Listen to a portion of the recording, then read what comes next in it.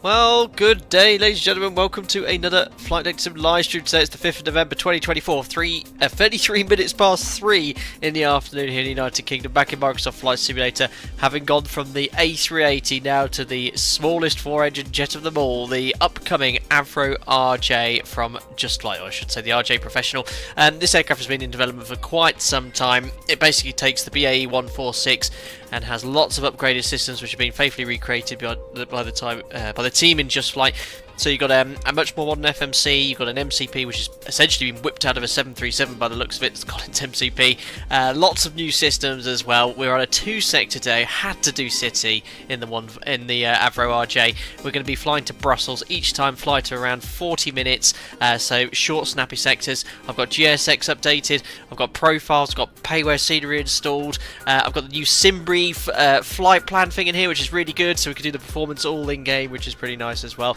And yeah, we're going to have some really foggy conditions. So I understand the Avro RJ has Cat 3 capability. I haven't looked as far in the manual to see if it could do an auto land, but I'll try and do a Cat 1 off the reported cloud base and Viz and see if we can get in first time, so we'll take some extra fuel. But it's a lovely little add-on. I enjoyed testing it yesterday in preparation for today.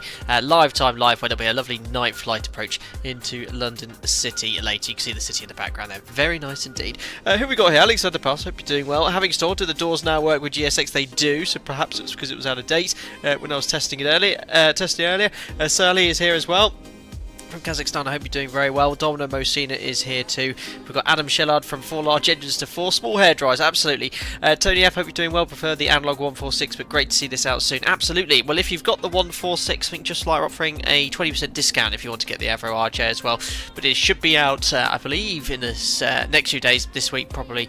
I think the plan is for them to release that there as well. $52.49 or $70 or a 20% discount as well if you own the 146. Talking about Just Like, we've got Cam's Pilot here. Cam's Pilot is part of the Just Flight team, so if you have any questions about the aircraft, feel free to direct them to him. He'll be here, no doubt, for the parts of the stream here to answer your questions. FoJ, hello, how similar is the flight deck to the 737 Classic? I think I remember V1 saying something like that. Yeah, the flight deck and the automation and the autopilot on this is very similar, but the overhead panel is typical 146. It's very cluttered, lots of information to follow, but we'll talk about it here as well. Craig Stevens is here as well. I hope you're doing just fine. Now, I'm on VATSIM, there's no events forecast here as well, but we've got the new V2 London City scenery, which has the parallel taxiway and the extended apron here, so you have a lot more capacity here. It's a busy little airport, so close to the capital of the UK as well. But here we are flying Alpaca Airways, but there isn't an Alpaca Airways livery for the Avro RJ just yet, so we've gone with Cello Aviation, who are now defunct, because they've got quite a neutral livery, but you can see that because the hydraulics are off, we've got the massive speed brake open slightly at the back, which we need to reconfigure. Tim Waters, hope you're doing well. I haven't seen you for a while. Looks superb from what I've seen. Absolutely, Tim. It's a superb add-on, and it's just allows you to navigate, as we would say. Oh, look, an Airbus has just appeared. So yeah, it's great to use on VATSIM because you've got a fantastic autopilot. I'll do my best to talk about as many systems as possible, but we'll just be essentially following the manual during the setup today to do things as realistically as possible.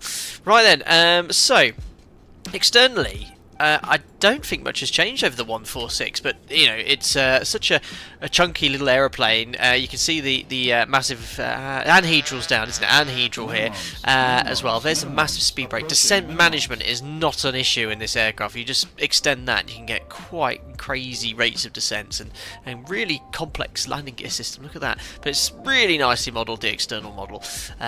So yeah, it's a superb looking aeroplane. It's got a funny snooty nose, which I've always liked. I flew on the 146 as a kid, I remember once, years and years ago, and I do remember the experience quite well. Dimitri H, welcome back as a member. Hope you're doing well, buddy. Hope you're doing just fine, and you get invited back to our members only Discord as well. There you go, Cam's Pilot. That's going to answer a question from one of my livery painters who asked that, and I haven't had a chance to check it. So the worth noting, you can use your 146 liveries as is on the RJ, so you should have a good variety after release. In that case, I've missed an opportunity in that I've not used the Alpaca Airways painted 146 livery we already have. But yeah, there we are. Thanks for the heads up on that one. Cool, there we are. Jumped into the cockpit. So I'm just going to get some electrical power connected. So let me just go over here to OFP so I can show you some of the cockpit differences. Actually, no, it's aircraft. We'll import the sim brief, but we are going to use GSX. It's got full GSX integration for refueling and boarding, which we'll use in a second.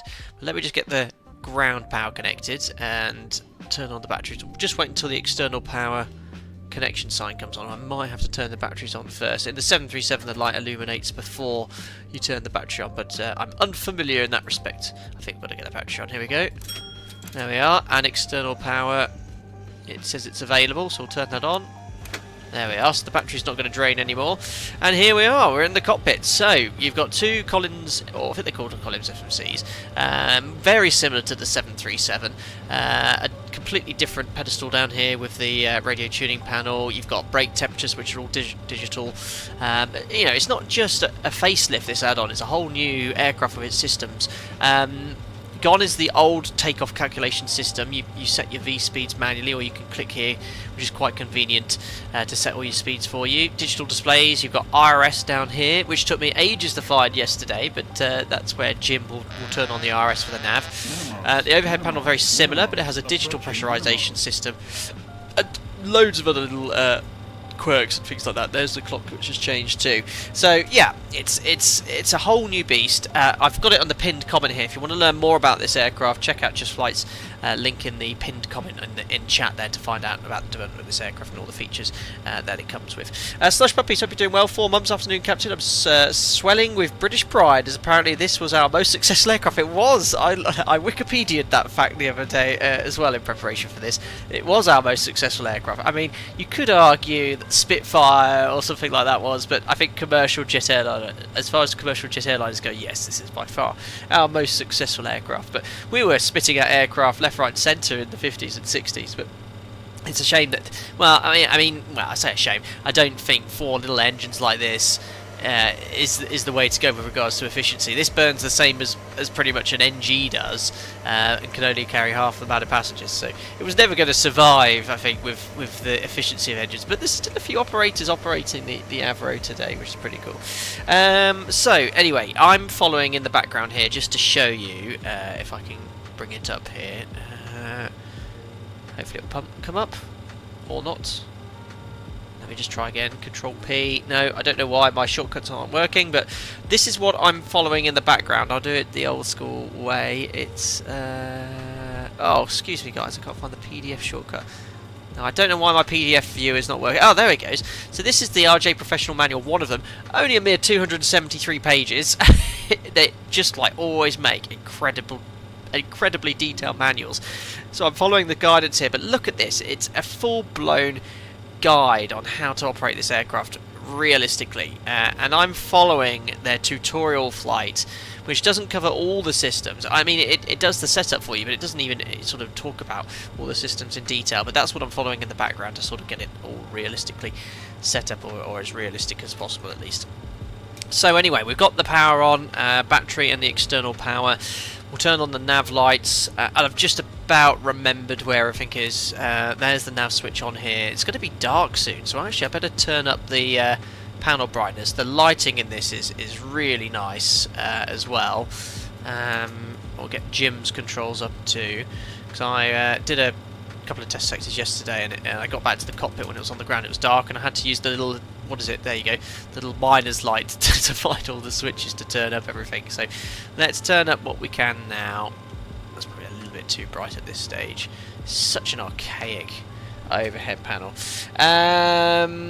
Perfectly reasonable for an aircraft pilot's operating handbook. Absolutely pilotless. It's a huge manual there. Camps pilot, we're committed to providing free of charge 2024 compatibility updates for our existing 2020 aircraft, including the RJ. That's great to know. Good, so nav lights are on, powered up the electrical systems, the battery's on, the GPU's on the bus, the parking brake is currently set. We can now work about configuring all the panel up here, so your damper switches can come on, autopilot master and avionics master switches we can turn on as well. Let's put the, I don't know what's happened to my radio tuning panel. That's not working. That was working yesterday. Why is that not working now?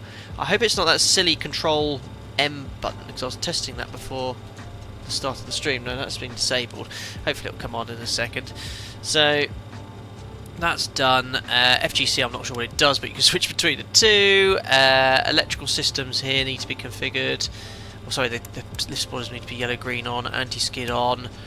Brake fans, it's the first flight of the day, so we can leave those off. The hydraulics will turn off for the engine start, but we can check them later on. Let's turn on the fuel pumps.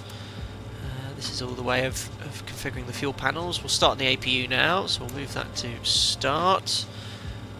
External panels connected. These all are in auto and ARM, which we want it to be. Generators, that'll be offline for now. We'll put the APU generator on now.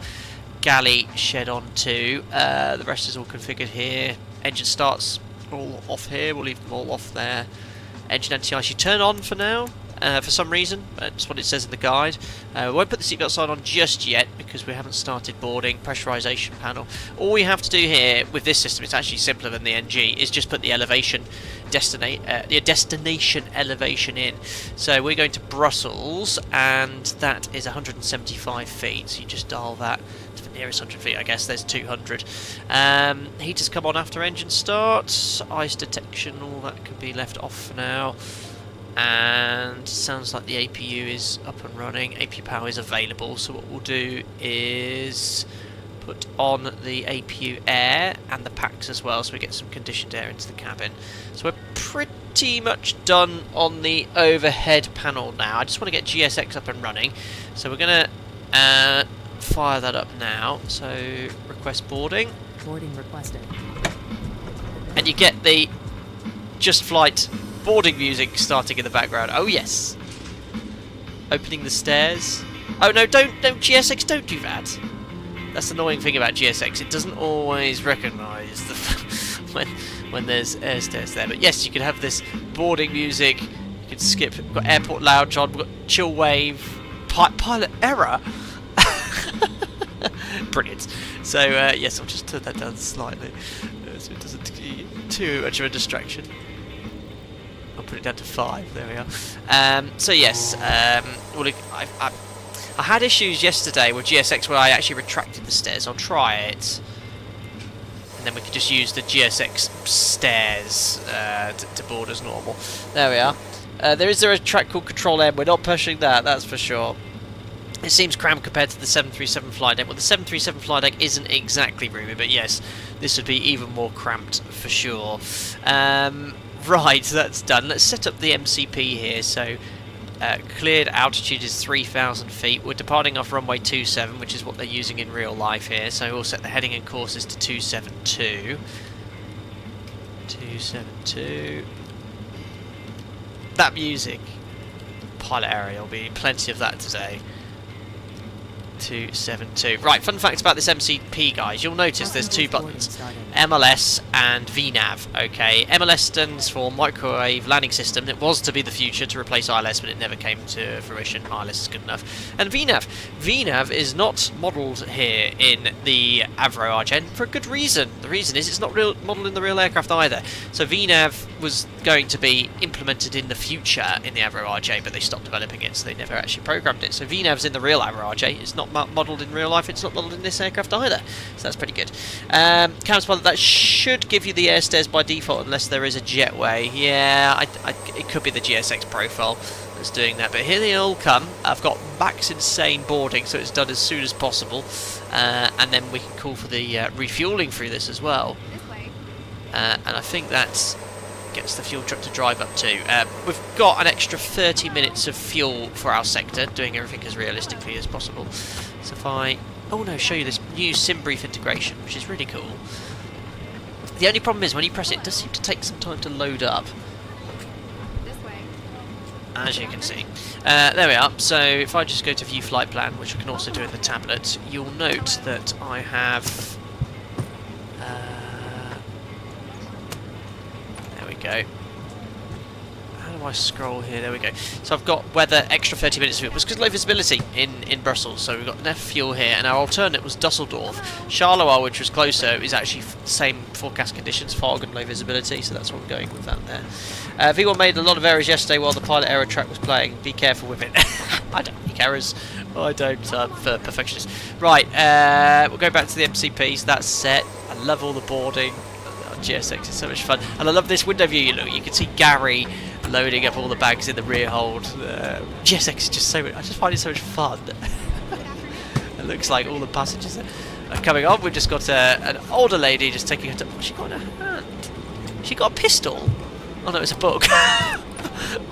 Right, let's now tune up the ILS frequency here for 27, just in case we need to come back. The frequency is 11115.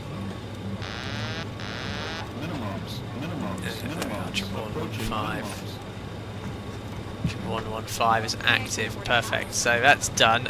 Jim, you can put the IRS to nav. So align nav, and we need to power up our displays. This is this switch here. EFIS Master 1 and EFIS Master 2. There we are. And we can complete the alignment. Luke Zupan, thank you. 17 months as a member. Morning, mate. Happy 17 months. Thank you very much for your continued support. Hope you're doing well. And nice chatting with you yesterday in Discord. Hope you're keeping well. Must be an air marshal. Yes, must be. Spent too much time with a shotgun, I know. Right, so that's set. We'll pop on the flight directors now. Performance we'll do in a second. Let's now load up the flight management computer here. So FMC, there is an ability. I updated this via Navigraph yesterday, so I don't know what. Oh, I know what's happened. They sent me a brand new copy of this aircraft. There was an update, so I've updated the aircraft, and of course there was another update of the FMS. I literally downloaded the new Avro RJ about an hour ago, so it's not a problem. It's only a year and a bit out of date, but I'm hoping it sort of matches the existing flight plan. That is what it is. If I decide to do a last minute update, I need to remember to do that. So it's a clean install. Right, so pause in it. London City, we'll pop in our last position here. Clear the scratch pad. Routing in then, so it's Echo Golf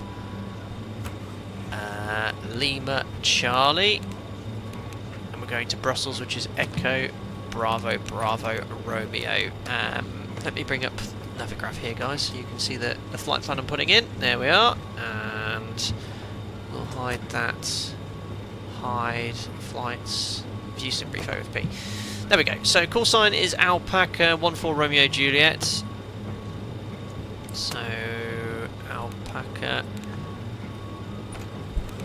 14 Romeo Juliet. Departure, arrivals, which is up here. Departure will be 27. It's a Soccer 1 Alpha, so that's still in there at least. Then go to the route page. The route page is on the beginning of the routes at the bottom of Route 1. I was trying to find it yesterday and I struggled, but I found it now. So Soccer, after Soccer it's Mike 87 to Umtum. So Mike 87 to Sumum. Oh no, Umtum. Where's clear? Umtum. I don't know if it has full SimBrief integration. I think you still need to download the file manually. I could be wrong on that one, but I couldn't find any option yesterday. Route 2, second page. Lima 9 to Dover. Oops. To be fair, this is what I have to do every single sector. There's PF. Lima 18 Vabic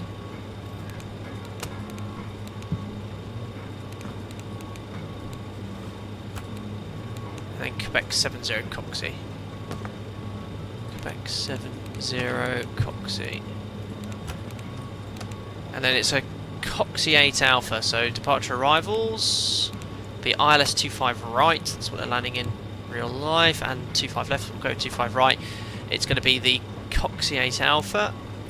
Or, you see how it's 7 Alpha but 8 Alpha in the FMC. So, there might have been some subtle changes, and it will be a Kirky transition. So route, activate, execute. There we go. So that's it for now. How's GSX doing? Is it? Have I actually? Oh, it's still loading the bags. That's fine.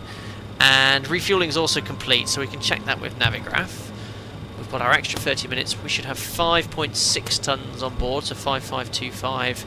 Yep, we've definitely got that 27 aside, so looking good. And the fuel gauge here, look, is tiny, 2760, 2760. Now we just need to do our init ref.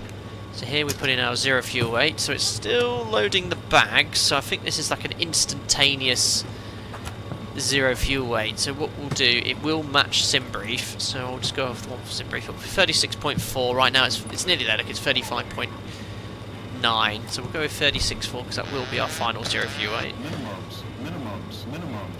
36.4. Clear scratch pad here.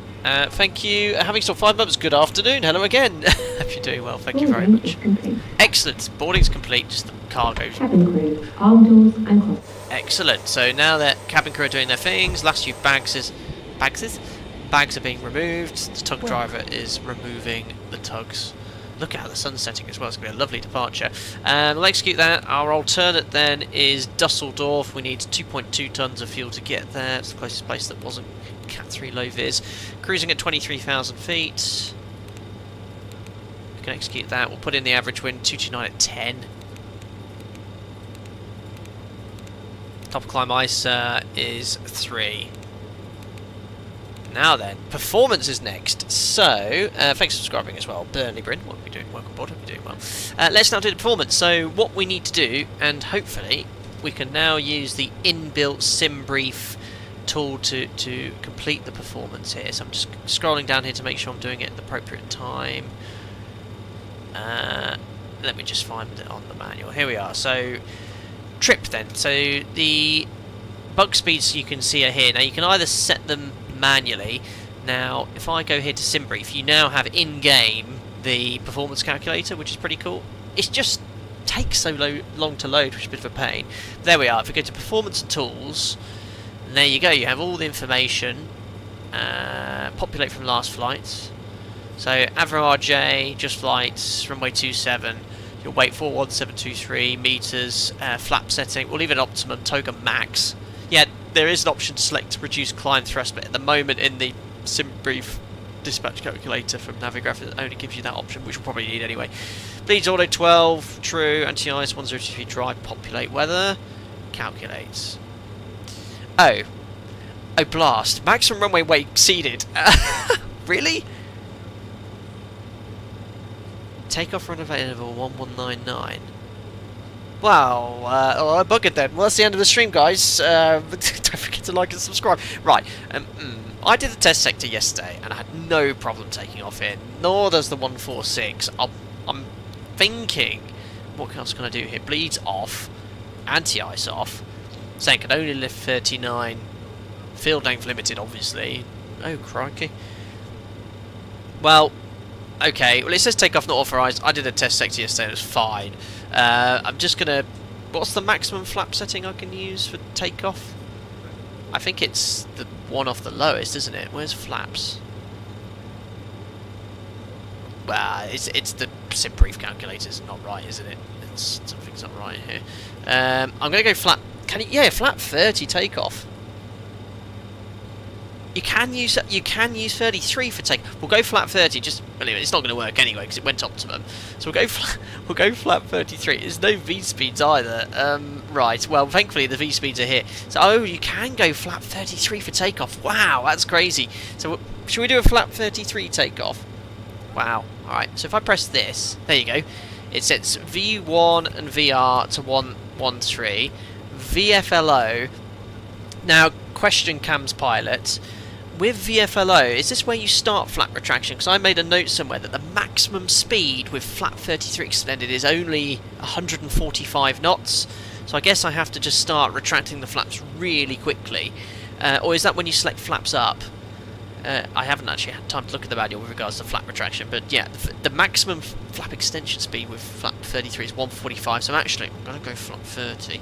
The main reason is I don't want to bust the speeds, because the flap 30 speed has a higher flap placard limit speed of 170 knots.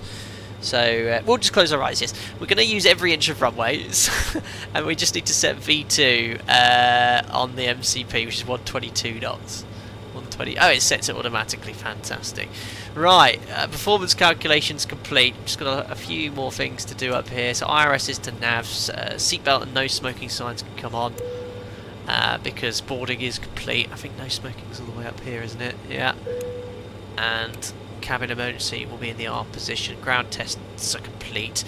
Hydraulic, we need to check the hydraulic, so we briefly turn on the DC pump and the PTU. And the AC pump to auto. Shouldn't it be pressurising? There we are.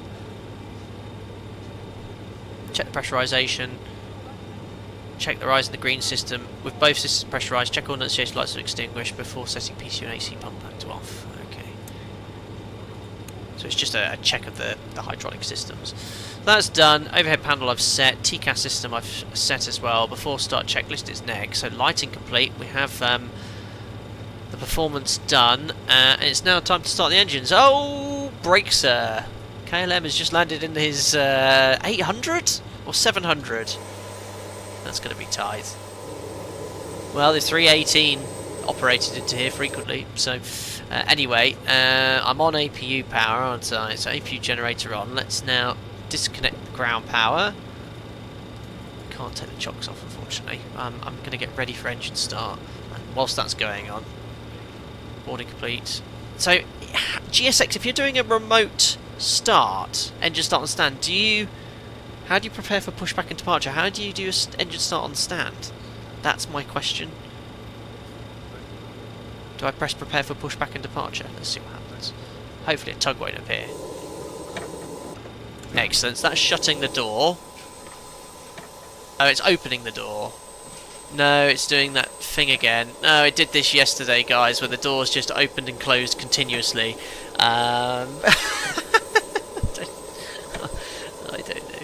I don't know if I should do it via GSX or the menu. Right, I think this usually requires GSX being disabled.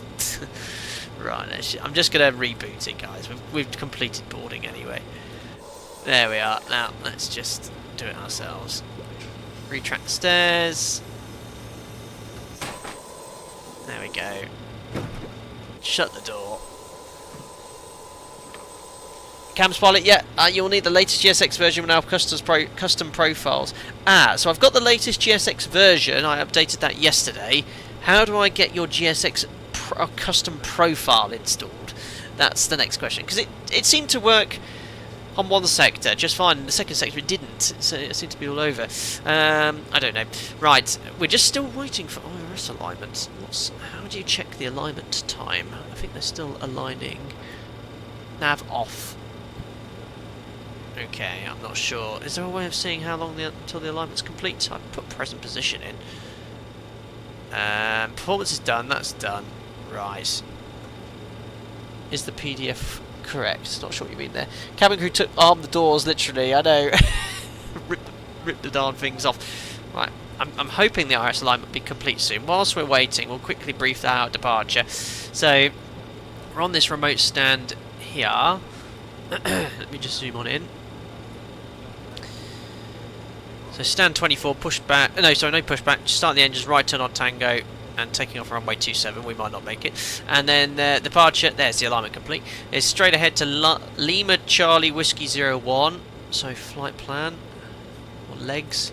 Lima Charlie Whiskey 01. 1110 feet. But look at the stop altitude, guys. 3,000 feet max 210. So we've got to maintain 210 knots. And 3,000 feet all the way around here. Now, if there's no ATC, we'll level off at 3,000 initially. We'll do the after takeoff checklist. And if there's no ATC, we'll do just step climb ourselves. It's very common for London airports they have very low sit-stop altitudes, then you just step up as ATC clears you. But 3,000 feet is the initial stop altitude.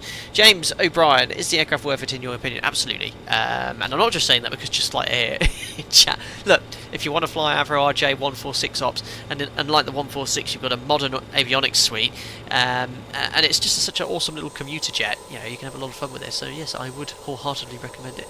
How do I get rid of the cones? I don't know. Right, I think we are all good to now start the engines. So beacon light can come on, which is all the way up here. Set both pack switches and APU air off. So pack switches and APU air off. Use ice protection on, which it is. On the fuel panel, switch on all pumps, which we have. Move the engine selection of the overhead here to start master on, and then choose the engine you wish to start. So 4, and then we're ready to go. Starting engine number 4.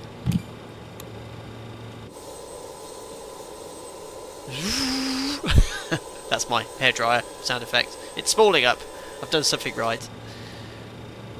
Alrighty, so we've got digital display of the engines, right? N1, N2. As soon as N2's at 10%, we can put the fuel on. Set the trim. If you press this button here, just to show you, watch the trim wheel and the trim set, which is just there. You can press this little button here. Look, there you go. It sets the trim automatically. Okay. Oh yeah, thanks. Standby artificial horizons not being caged. I was just testing you there, John. Well done, you spotted the error. Good. Looks like we can now start engine number 3. As soon as the starter operator light extinguishes, you can go for the next engine start.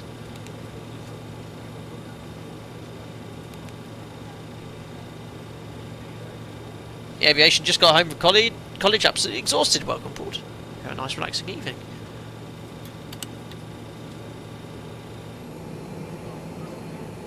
Tiny little hair dryers. They do make a racket when they're at full power though.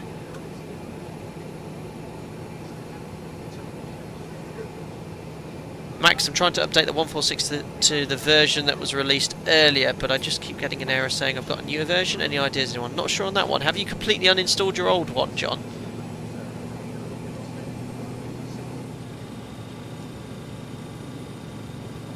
Stabilised. Engine number 2. I like flying aircraft like this because it's sort of similar to what I'm used to. No Airbus. 10% M2.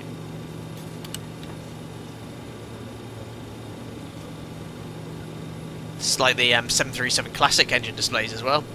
Exactly the same. Max Becker, head over to the Just Flight website. I think they've got a ticket thing. You can open ticket. Oh, hello, Jack. Wakey, wakey. Would everyone like to see Jack? My trusted Labrador. You go on your bed. I should be streaming. There he is. Good boy. Oh, yeah, you look after yourself, why don't you? My cable's in the way. You okay? Yes, you're looking at me with your wonky eye. Oh, it's a good job I checked Yoke Cam. It's got a PDF on it. Good boy. Perfect. I'm just gonna get engine number 1 started, and then I just realised the PDF is really annoying when it does that. Opens up other documents so you can't see it. Right, starting engine number 1. Start. Let me just sort out Yoke Cam and get rid of that. There we go. Perfect. That would have been embarrassing, taking off with that in view. It's not that I've not done that before. There we are. 10%.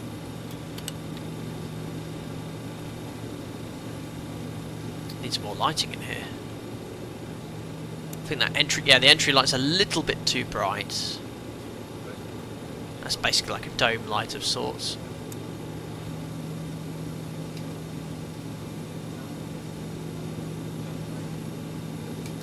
There we go. Looks like we have 4 good starts.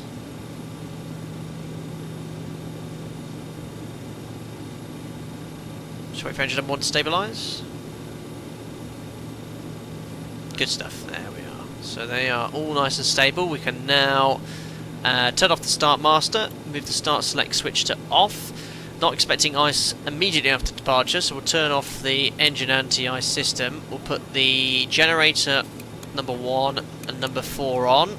We'll turn on the engine hydraulic pumps. We'll turn on the PTU for backup for departure and the AC pump. Turn on all ice protection systems after engine start. The APU we leave running for takeoff according to the manual, so we'll do that. Brake fans to auto, which are here, and flaps to 30. Oh yes, animal heat. We have animals in the hole today, so yes, animal bay heat on. Flaps to, so we're doing a flap 30 takeoff, remember guys.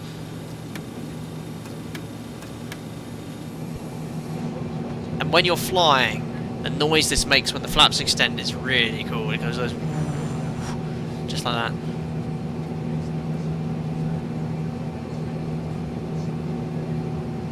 Awesome. I better go on Unicom actually, haven't I? Awesome, that's the flaps extended. I'm just getting Unicom active, guys. Perfect, so flaps are out. And transponder to 2000 standby. Actually, TARA will put on now. Range to 20 miles. Cool! I think all ready to go. Sounds like someone's requesting taxi. We'll do the same. I feel like I've forgotten to do something. Have I forgotten anything, guys? Giggy loving the RJ. It's a lovely plane. Taxi turn off. Right, clear left. Clear right, there's the Airbus. Right, release the brakes. Oh, I left the chocks on, yes I have. Chocks removed. All good. London City Ground Alpaca 14 Romeo Juliet taxi to runway 27 departure to the east.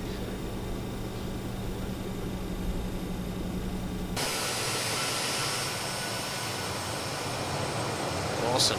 Look how much flap I have out. Just ILA established 27 left at 15 miles. Good, someone's taking off from Heathrow. And we're on the parallel taxiway at London City. Packs on. I think that's after takeoff, Shahal. On the and the engine air comes on after takeoff, so we take off depressurised, but it's something not mentioned in the checklist here. But yes, usually in the 737 you would definitely turn the packs on now. It's like 747 flaps. Yeah, they do have that same sort of shape, don't they? Awesome. Here the cabin crew getting everything ready for this 40-minute flight to Brussels. Very nice. Ah, it could well be, but you have APU air on, I believe. Need all the power you can... Yeah, well, that is true. I need all the power I can get. That's why I've not connected anything. But Ronald says, I think packs run on APU during takeoff and landing. You know what? That would make sense, wouldn't it? Because I've got this on. Yeah, I'm not getting it. Okay, so 8, I guess, yes. This is like a bleeds off takeoff now. Well, thanks, guys, and that's my lack of understanding on this aircraft. So, as far as I know, the 146 have APU air on and engine air off with packs on during takeoff. All understood. So we now got at least we've got pressurisation at least, haven't we? And then we can reconfigure after takeoff. Right, so we'll do a quick takeoff config check. So you push this button. If it makes no sound, the aircraft is appropriately configured for takeoff. On the 7.3, you just don't turn the thrust receivers. Flaps, we have 30. Takeoff briefing, so we're going to climb straight ahead to 3,000 feet, Lima Charlie, Whiskey 01, right turn to Lima Charlie, November 02, and then walk board. Level off at 3,000 and do the after takeoff checklist. Pilot, so you're doing a short field takeoff, have to. Well, according to Navigraph, we're going to go off the end of the runway. So, we'll have to see. Airport charts, which I've pre-selected all before the stream. There we are, there's the SID charts. Cool. So we'll just wait here the whole point. I just want to make sure I've not forgotten anything. Parking brake is set. I'm not holding anyone up, am I? An Airbus. I'm sure you won't mind if I just spend 30 seconds quickly configuring for takeoff. So on the runway then we can turn on the landing lights, turn on the strobe lights. LNAV and auto throttle is armed. And we have the frequencies tuned. We're ready to go, guys. Alpaca 14 Romeo Juliet taking off runway 27 London City. Awesome. So with Toga on the 146, you spool the engines up first, then push Toga. Hold it at 50, then add thrust, then Toga. We've got order throttle takeoff max. No one on final. Let's go this way a little bit. Like I said, every inch. But I've taken off the 146 here before, full power. It taxis really nicely actually, has plenty of inertia. Perfect. Right, wish me luck then, guys. Oh, thank you, Philip. I just seen your donation, very kind. Just going to miss that as we take off, but thank you very much for your generosity, sir. Right, yoke cam's on. Timing, so to start the timer you need to go down here. Reset it, oh god. Elapsed timer, there we are. Run. Perfect. There we are. Here we go. So 50%. Please take your 6 for takeoff. Oh, that's a bit premature. Right, stabilised. I probably forgot to press the cabin ready for departure. Set takeoff thrust. Check thrust. Yeah, cabin crew's ready. Bit out of sequence. Thrust set. Perfect. 80 knots. Checked, release forward pressure. Yeah, loads of room. I can stop and take off again. Go. V1 rotate. Rotate. Yes, it rotates a little bit up on its own, which I have told the devs about. Hopefully I'll look into that. Positive climb. Gear Gear up. up select.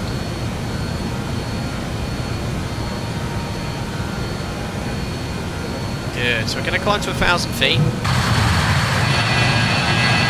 Oh, it's got so much drag. Look at London, there's Millennium Dome as well.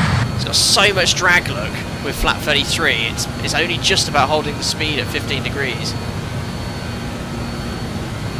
There we are, so let's bug up. Bug 210, which is the speed restriction. And I need to make sure I retract the flaps. Speed checked. Flaps 24. Oh, it tells me, thank you. That's amazing. Thanks, pre-recorded voice. Speed checked. Flaps 80. Oh, that's great. It didn't do that on my test sector. That's amazing. So it tells you when to retract the flaps.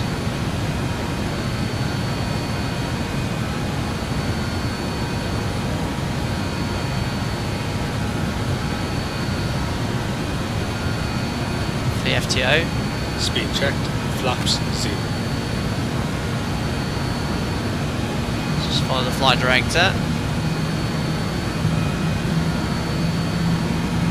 Well, I find the flight director is quite sensitive, so if you start rolling a little bit more, get ready for the level off.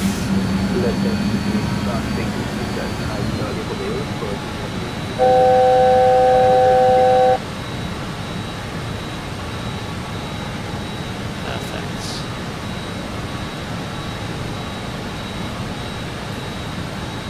Let's get round the corner. We should have the engine anti-ice on. We should be levelling off the 3000 as well. Why is it not capturing the altitude? Have I not set 3000 on the MCP? That's weird. Or has it? Sort of overriding the auto throttle a little bit here. Oh no, the flight director is not commanding 3000 feet. So I'm ignoring the flight director here. That's weird because I've got 3000 feet set on the MCP. I don't know what's going on there. So I'm just gonna. Neither the auto throttle's not even.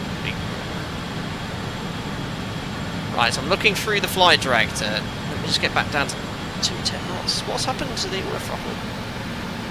It's still on takeoff max and arm. And there we are. Right, 3000. It's in trim. 230, a bit fast, but. Right, there we go. Right, so command's engaged. Don't know what happened with the flight director there. I'm just gonna. Yeah, it's gone. Okay, there we are. So the auto throttle's now taken over. Not sure what happened there. Oh, so this is my lack of knowledge then. So I need to select thrust on the MCP. Ah. Oh. Got you. Oh, it's not doing anything now. I guess that was during the climb. Vertical mode is takeoff. Look above. There you go. So that's didn't do that yesterday when I was trying it though. Sort of flight director's leveled off. I don't know what I did differently, but there we are. We are level at 3,000 at 210 knots. And there we are. And this is my thing. You know, I've 13 years training Captain Thierry on the 737. I expect it to do what the 737 does. So you know, I'm hardwired to doing things in a particular way. But here we are. We're level. Traffic. I've got a TA, an aircraft flying Clear of conflict. directly towards me. Wonderful. It's a TA, but that looks like an R-ray to me. Oh my days. That is an R-ray. Where? Oh, lovely. I guess they're going into city. That was close. Wonderful. Right, after takeoff checklist. So, let's just make sure we do this. Yes, I'm just reading the manual. See, the tutorial doesn't mention any of this. So that's how I sort of... It says, climb now, power. See, I followed this, guys, throughout. I don't know why it's not coming up, but it's on YoCam. And it doesn't mention any of this here, so that's why I sort of, I guess... It threw me off here, because on the tutorial it just sort of takes you straight up to a much higher level, I think straight up to 26,000 feet, so that's probably why I missed that guidance. Right, after takeoff checklist then. So, shut down the APU and engine air on. Press the cabin call button. Cargo, please take a 6 line. No! It says push the cabin call to get to begin their duties, not to set your seats for landing. Alright. And that's it. Switch off PTU and AC pump. Cabin is secured. Roger. And AC pump. There, I have to take off checklist complete. Are we pressurising? That's the big question. Yes, 1.5 diff. Cabin altitude is 200 feet. Wonderful. Right, there's no ATC, guys. We'll go straight up to 230. So, level change. 250 knots. And climb thrust. Normal. Set standard.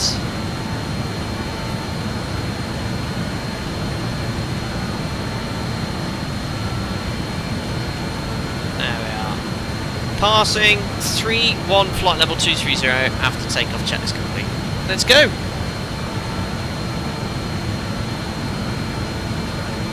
Cabs by low altitude and a slight descent rate when pushing cabin call will confuse the cabin call logic. Ah. Basically my ropey flying.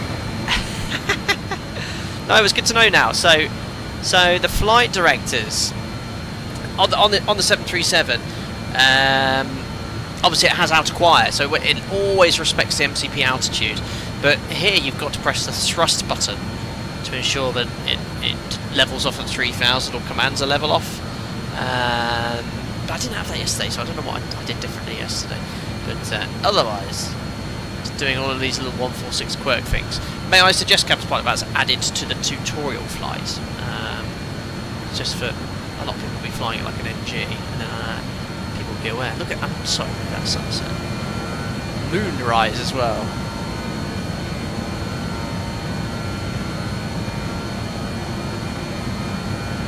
Very nice. What do you guys think then?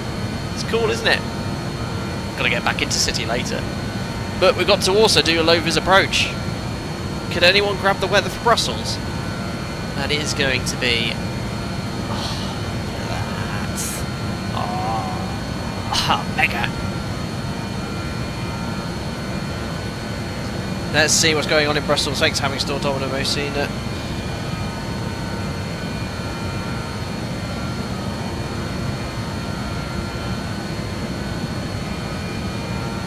Taco Flopper's impressed with the views. Very nice, isn't it? John, have you tried VR in Microsoft Flight Sim? If so, how does it compare in terms of realism to a full training sim? I have not tried VR in Microsoft Flight Simulator. I have in other games. It's not my cup of tea, especially ones where you have to move your head or float around. But it would never be the same as a full training sim for sure. No, Nightbot's having a right on doozy. Look at the reflection on the cowling as well. Jim's got the best view, hasn't he? Superb. So, climb rate's better than the 146, I think, and someone was mentioning in Discord yesterday they have a newer generation engine in this, or is it a completely different engine to the 146? But we're fully loaded, I forgot to mention. We've got, how many passengers was it? 105, and I think we can fit 112, so we're almost fully loaded. Right, climb to 280 knots now, passing 100. Buck 280. Some pre-cruise checks, lights off, fuel 5 tons, AP's off, pressurization, diff is 4 psi, cabin outage slowly glide set, release the belts, checks complete. Bottom of page 231 on tutorial should mention thrust and climb normal. I probably missed it then, Camps Pilot.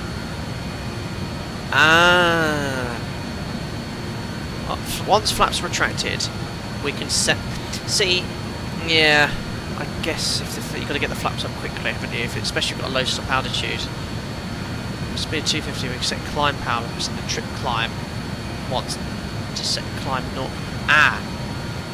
So, Camps Pilot, I can either push thrust or this button here. I think that's what I did yesterday. So yesterday on the climb out, I pressed this prior to 3,000 feet, because it does say in your tutorial, alternatively, the thrust button on the MSP can also be used to set climb power. Cool, amazing, Camps Pilot, thank you. Knowledge is power.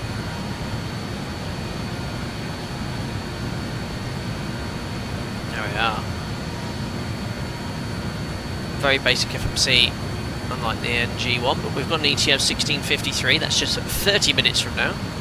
Nightbot, I guess, is taking a holiday. Let's have a look together then at the weather. So set up for the stream. Hope you guys can hear me okay. I've turned the sim down slightly. Let's have a look at what's going on here then. So we have Brussels weather. It's red. Ooh. So it's 4,000 metres, broken 500. Okay, that's fine for Cat 1. Cat 1 minimum typically is 200 feet AGL. So we should come out the clouds about 10 seconds above minimums. There you are, Nightbot. I guess it's Daybot. There it is anyway. So line variable mist. It's not as bad as yesterday. Yesterday it was 200 metres. But yeah, we'll do a Cat 1 ILS. On to 25 left. And there's our routing, guys. Sorry, we head up. So towards Dover, Vabec, Maddox, Coxey, that's the beginning of the arrival. It's a proper commuter route, which this aircraft was designed to do. So climb at 280 knots or convert to decimal 66. Probably maintain 280 for the entire sector. Now remember, just like with the real Avro RJ, the VNAV button isn't modelled, so you have a top of climb and top of descent point generated though, so the EFIS zoom controls are here. So there's top of climb, and you can see top of descent there. If you start top of descent there with an idle path descent, it seems to be quite an accurate profile, but you can really utilise in descent this green banana, this green bar, to work out where you need to be. And VS is preferred in the 146. You can use level change, but bear in mind it'll always pitch for idle thrust. Cams Pilot, the chart. Yes, Cams Pilot. I remember seeing this yesterday. So if you click this, guys, you have. How do I get to the next page? No, let's rotate. Oh, that's fine. You've got all the profiles here. So what to do, what to follow, noise abatement, climb, cruise, descent, approach speeds. It's pretty useful, and it's also in the PDF manual, so you can print that out if you're someone like me. So the cruise, look, we'll do that. Top descent, rules of thumb, Mach decimal 0.7. Long range cruise is 0.68. We'll convert and do 0.68 because we're not going high enough.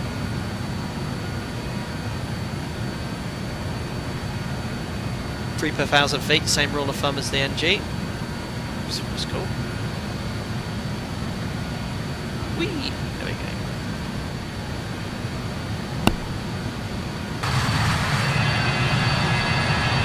Oh, stubby one.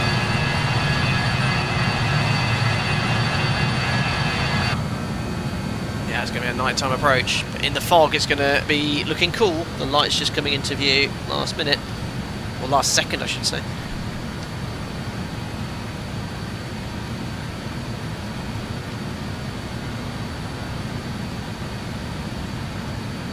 Sebastian, why does the 737 checklist have 3 and 0 instead of 0 and 0? So 3 means there's no restriction to the movement of both the aileron and rudder trim, and 0 is referring to both of them set to 0. Good question.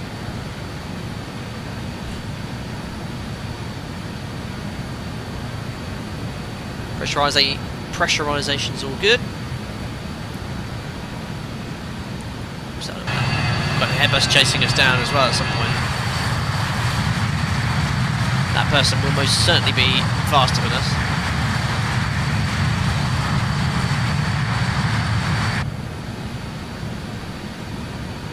Awesome, short sector. Yes, well, I'm trying to do another stream of this into a busy VATSIM event. This is the perfect aircraft for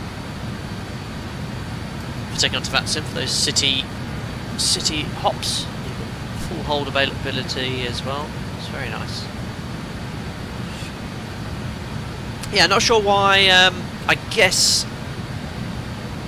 with the takeoff performance calculator with Navigraph saying you can't take off, I guess that needs to be adjusted now when the Avro RJ comes out. Because this aircraft could easily get in and out of city, but they were saying we were too heavy for takeoff. Absolutely fine.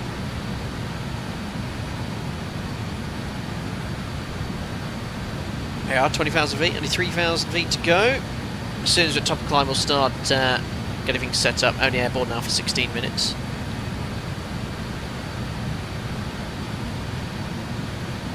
We're just overhead Dover. It's an A380. I could have guessed that, Gregory 5TV. How many A380s are there online right now?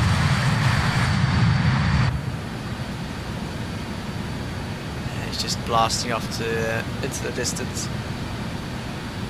Casper climb max on the TRP is useful for a bit more performance.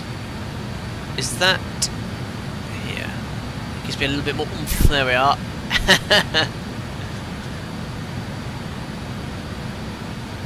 They're my operator, we set MCT at the cruise anyway.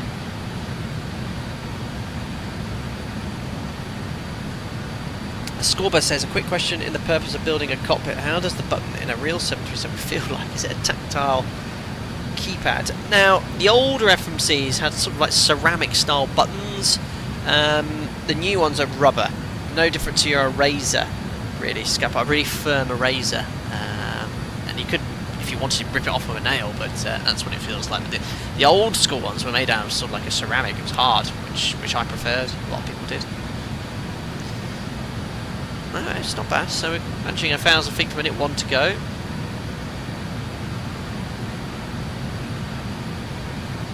James, is it safe to run an extension cord that long for those air dries? All the way from London City, yes, just dangling out the back of the aircraft. Brilliant. Alex, you're on the A380 flying Dubai to... is that Jayberg? I'm half guessing that.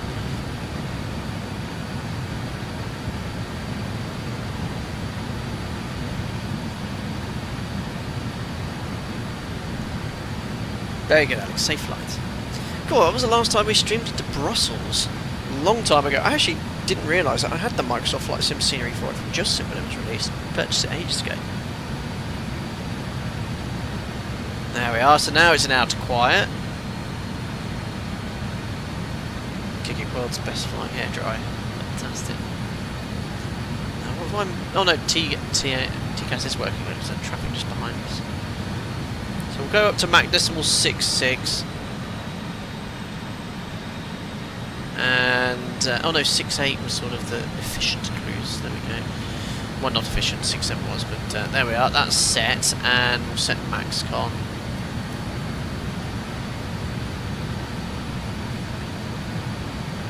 Brilliant. Eric, good day. Just tuned in. How do you like the RJ Spot? I really like it. It's first time flown it on the sim, or any sim. Hope you guys are looking forward to using it as well. But yeah, it's thrusting that 146 into, well, I say modern. It's sort of how aircraft were in the 90s and early 2000s, how they were being built and developed. So it gives you a lot more usability in the sim though. Greg, 2 sectors, that's the plan today. 1 leg now to Brussels. I'll have a quick break during the turnaround and then we'll do the return sector to London City.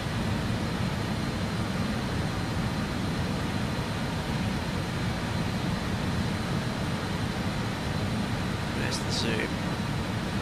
Oh, I didn't notice that. Oh, it's the mode. So top of descent is only about 60 miles away. Is there a GPS VOR switch? No, it doesn't need it, Greg.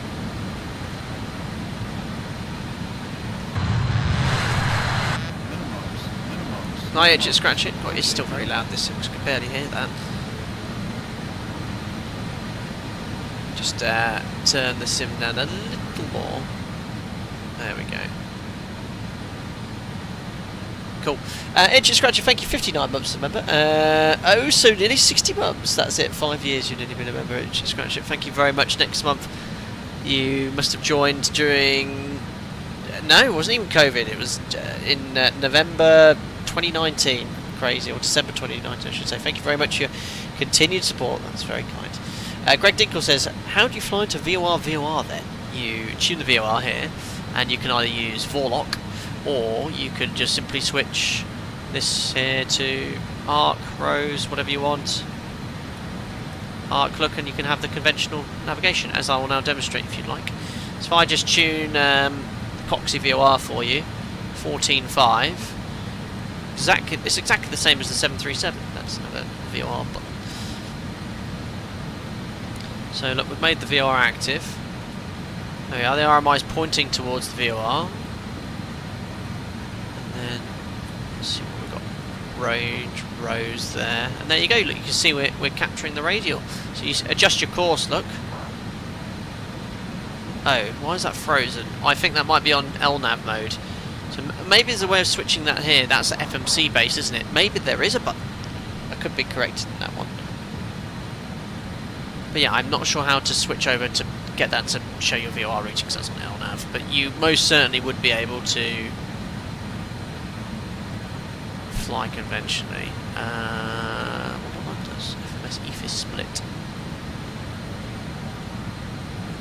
There you are. But you can. We've got the VOR tuned. You can sort of see the green arrow. Look, is parallel to the FMC routing. Anyway, let's start setting up for the approach into Brussels. I'll bring the chart up. I'll just go back to Arc and increase that scale slightly. I know I've got Navigraph still up because I'm going to use it in a second. There we go. Just decrease the scale again.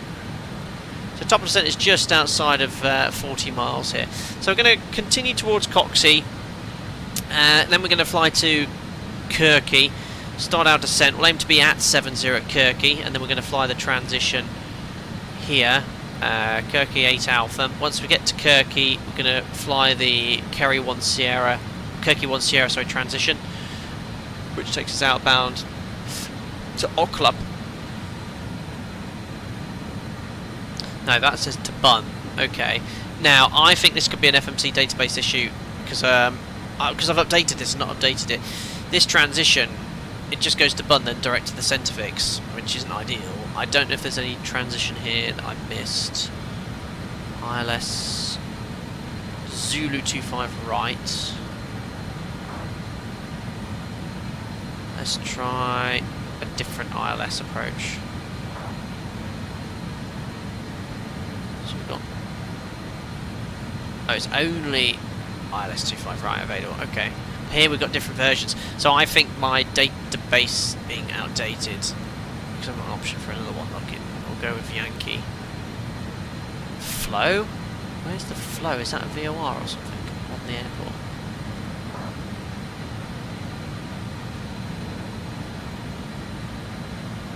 There's a bunt, which is the missed approach, but I can't actually find the transition. No flows from here. What's that transition do? Yeah, I've now completely broken it. Oops. Right. Barge arrivals. ILS 25 left. Coxie 7 Alpha.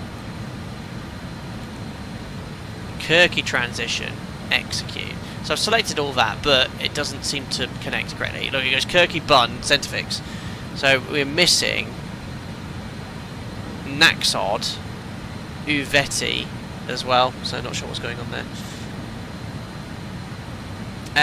Caspar, you can display a variety of your IDF waypoint information and ND using the EFIS mode selector.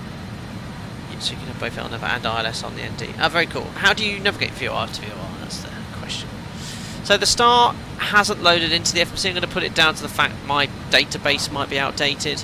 So what we'll do is continue all the way to Kirky and then to Bun, but I'll probably peel off before towards Uveli or some point on the approach for ILS 25 left. Hold on. Yeah, I did select 25 left, didn't I? Yeah. So there's the centre fix for ILS 25 left. Doesn't matter, they're all the same. We'll go with X-ray. Just pin that here. So ILS will tune now 11035 and 14.6 on standby.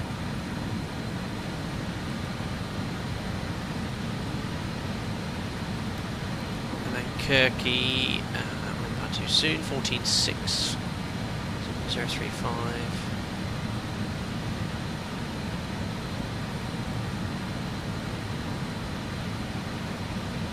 Oops. 14.6, make sure DME on as well.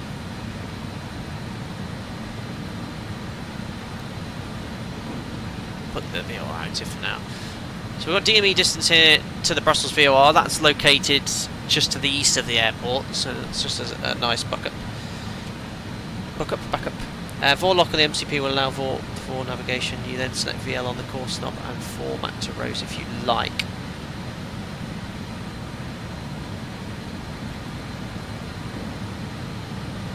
Got you. So it's the same way as the 737 basically. Oh, was that a different star? Ah.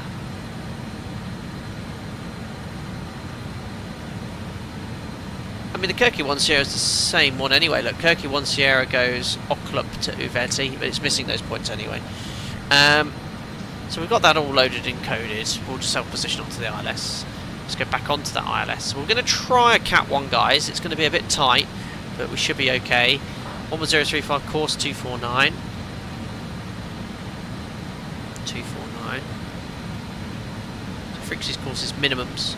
The Cat 1 ILS we're going to try first. 350 feet, 550, but we can set this as a radio altitude high as 200, which is here, so we get the minimums cool. There we are, 200.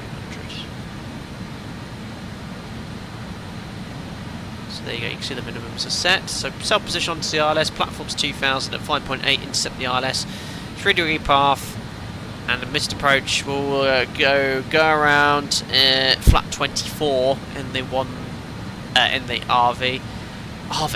RJ, set ground for us, climb on track 249 to 700 feet. Once we're there, it's immediate left turn on heading 105, climb to 4000. So that's it. Landing performance. We could probably vacate Charlie at this, but we'll go Charlie 2, Fox 2, and I'll probably take one of the remote stands here. It is kind of an RV, yeah, I suppose. But there we are, nice long runway, no performance issues in Brussels. Performance issues later when we come back. Good. Setup complete. Next will be descent. Perfect sector for this, perfect sector. So landing performance. We'll go full flat for UF 124.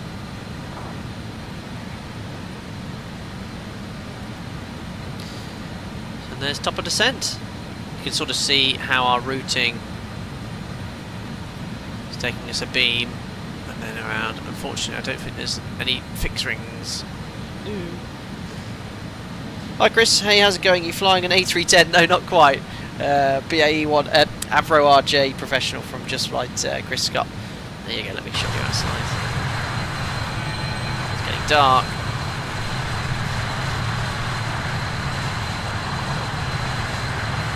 Beautiful.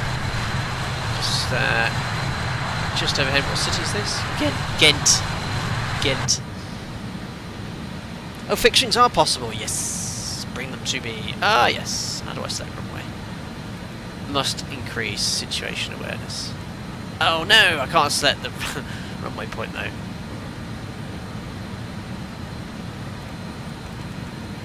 We'll look at it later, don't need. Right, past stop and descent, let's go down. 7-0, remember, was the first restriction. So 7-0 set. So you can use level change, it's not preferred for passenger comfort. Fine in the NG, you can press it straight away. Just want to see what sort of... Yeah, that'd be a bit of aggressive pitch down, that would be. That'd bring your food into your gullet. Whee! There we are.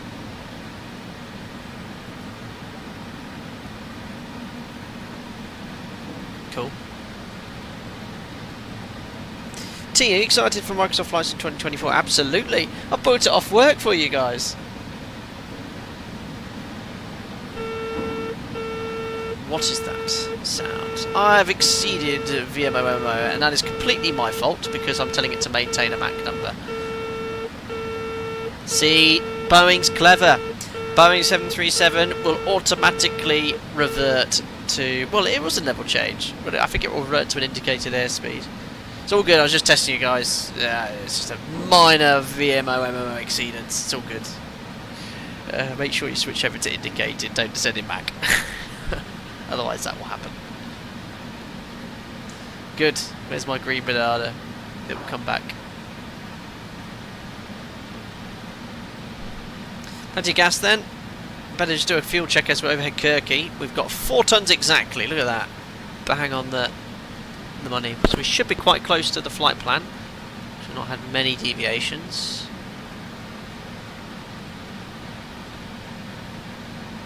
Where's Kirky? Kirky. 3827, not bad. Saved about 200 kilos. So it's about 180 off.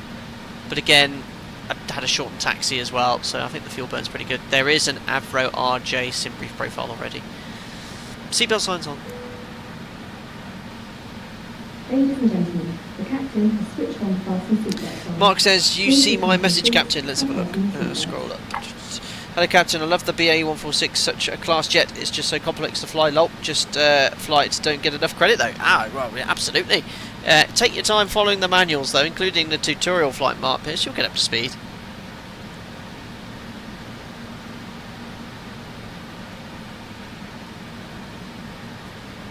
So we won't do any replays for the first approach. We will do into city. Yeah, it's getting all murky and misty down there.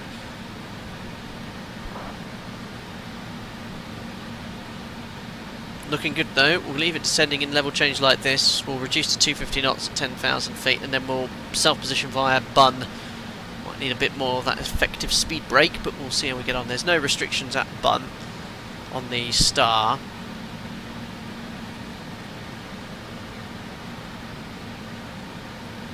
Just a bit at or above 3,000 feet. And it's Bruno, sorry, Bruno VOR, not Bun.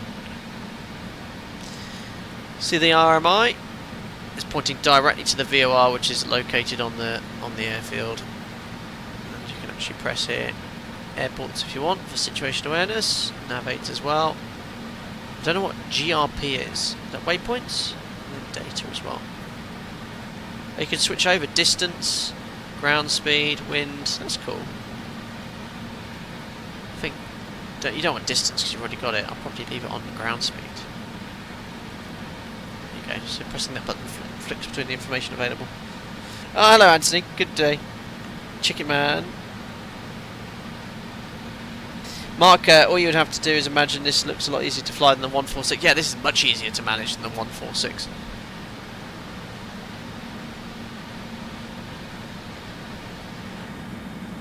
Russell's down there somewhere. Oh, look at that, it's great, isn't it? See, loved the plane. Really nice. Enjoyed testing it and showing it off today.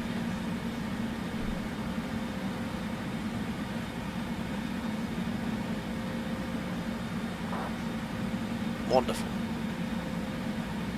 Level change then, it's pitching for a speed, remember? So you just set the speed and it'll pitch for that. And you can just set the thrust as required. Which right now is idle.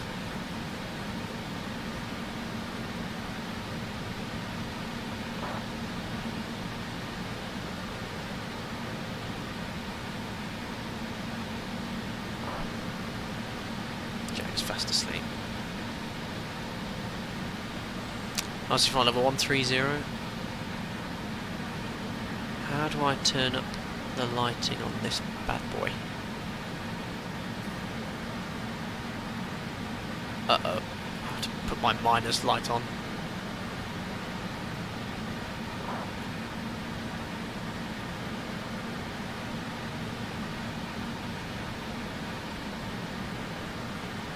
Okay. And I can't find this. I can't find the lighting for the MCP panel, like a backlight for it. Panel light on assignment is useful for that. Roger. Alright, let's bring the speed back to 250. In fact, I'm a little bit high if I boil this down here. So what we're going to do is use this incredible speed brake. So I'm going to actually reduce the speed to 220. And watch the drag when I bring this gigantic air brake out.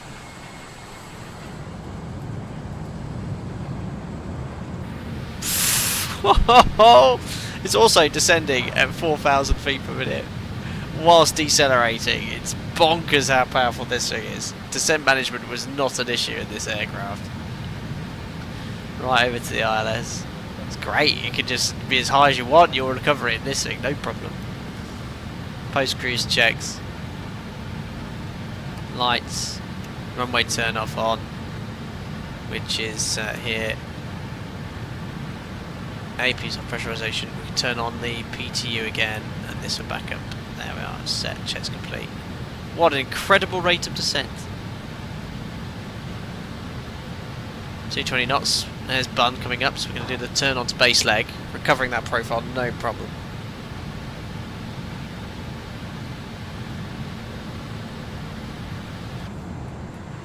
Going to need some engine anti-ice. Look at those lights as well. Aircraft on fire in Brussels as well. Better do some unicoming in a second. So then we are approaching Bruno. We're going to make a right turn instead, not to Naxod, because it didn't come up in the FMC, but to the centre fix. That's taking us onto a 17 mile file, so we can definitely stow that speed brake now. Want to go, and we can actually step down to 3,000 feet now. 220 knots, looking good. 18 times 3 will be about 20. We're going to be at 6,000. That glide slate you'll see will come alive very soon. Oh, better set the QNH. Do I dare press the magic B button? 1024. I pressed it. Tiers, about yourself. What do you like more? Explain on Microsoft Flight Sim 4. Realism. Realism is a very generic term. I always say in this sim, I think you get the overall better package. Depends how you define realism. If you're only talking about aircraft handling, I think Explain is a little better. They're not bad in this sim. If you're talking about graphics, it's obviously Microsoft Flight Simulator. But I enjoy using both sims. There we are, just turning base. And now on an intercept heading, we're just coming up to glide step alive. But I've got loads of options again. I can just use a little bit more of that speed brake look. And I can plonk it right onto the glide slope. Data return to city in A380. No. Oh, look at that. What a beautiful descent. Where's the TAT in this? Oh, it's already 10 degrees. Probably won't need any engine anti-ice. Good, so I'm just going to stay on this heading.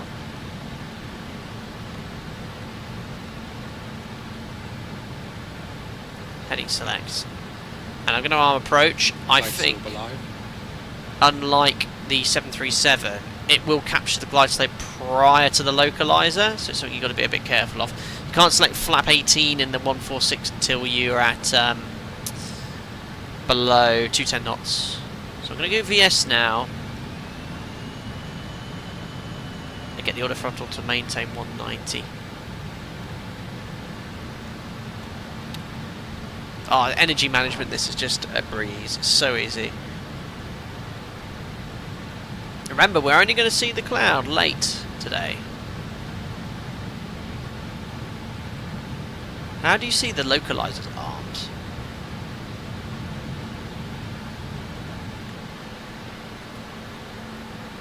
So now I'm just using vertical speed to stay on the glide slope.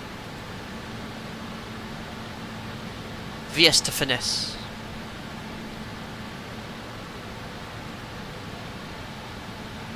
Low noise, nice CDA approach, very nice. 12-mile final. The airport is over there somewhere.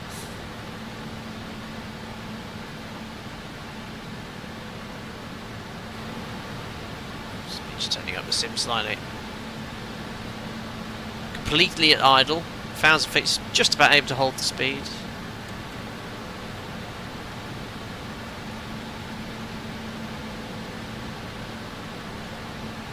Hi Lucas, happy landings, thank you. Yeah, Switch Hyper, there's a lot of similarities between this and the 7.3 Classic. Certainly the MCP and the engine instruments. It's like they've stolen them. Step down to 2000, that is the platform altitude. Presuming they're using 2.5 left in real life, I think they use both. Checked. It's definitely capturing. When we're heading 249.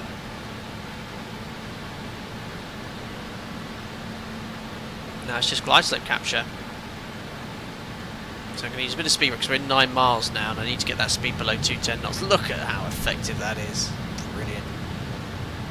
Just need to get onto the glide now. Do I have to press the cabin crew ding seats for landing as well? So I'm below 210, I can go flap 18.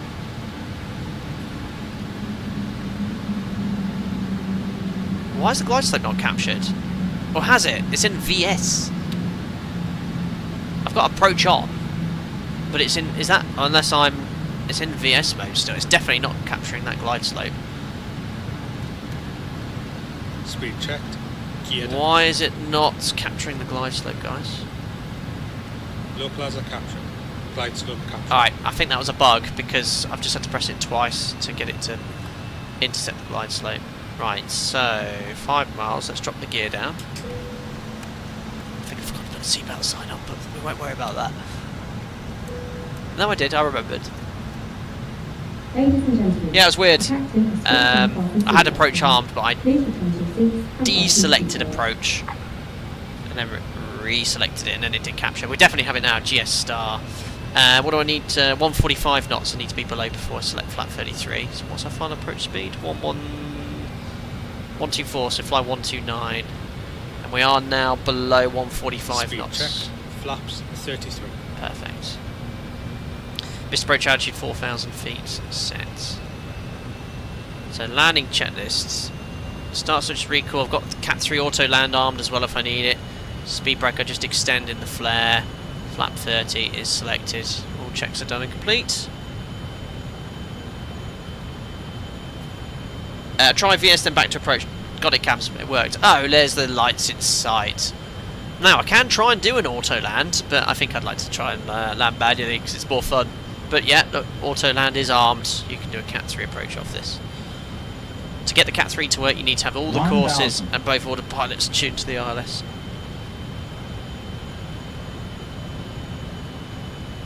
But yeah, auto land capable, which the 146 isn't.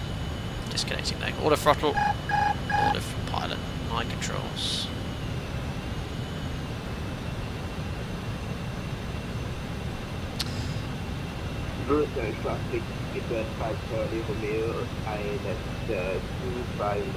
It's on behind me. And Alpaca before Romeo Juliet, ILS 25 left, 2 mile final. So 3 red, small corrections. I've got 500. both my thrust levers assigned to engine. 1 and 2 for number 1 and 3 and 4 for number 2. If that makes sense. It's very nice to hand fly, but so slow, 128 knots. It's like an empty 737. No reversers on this, remember? So use that massive speed brake.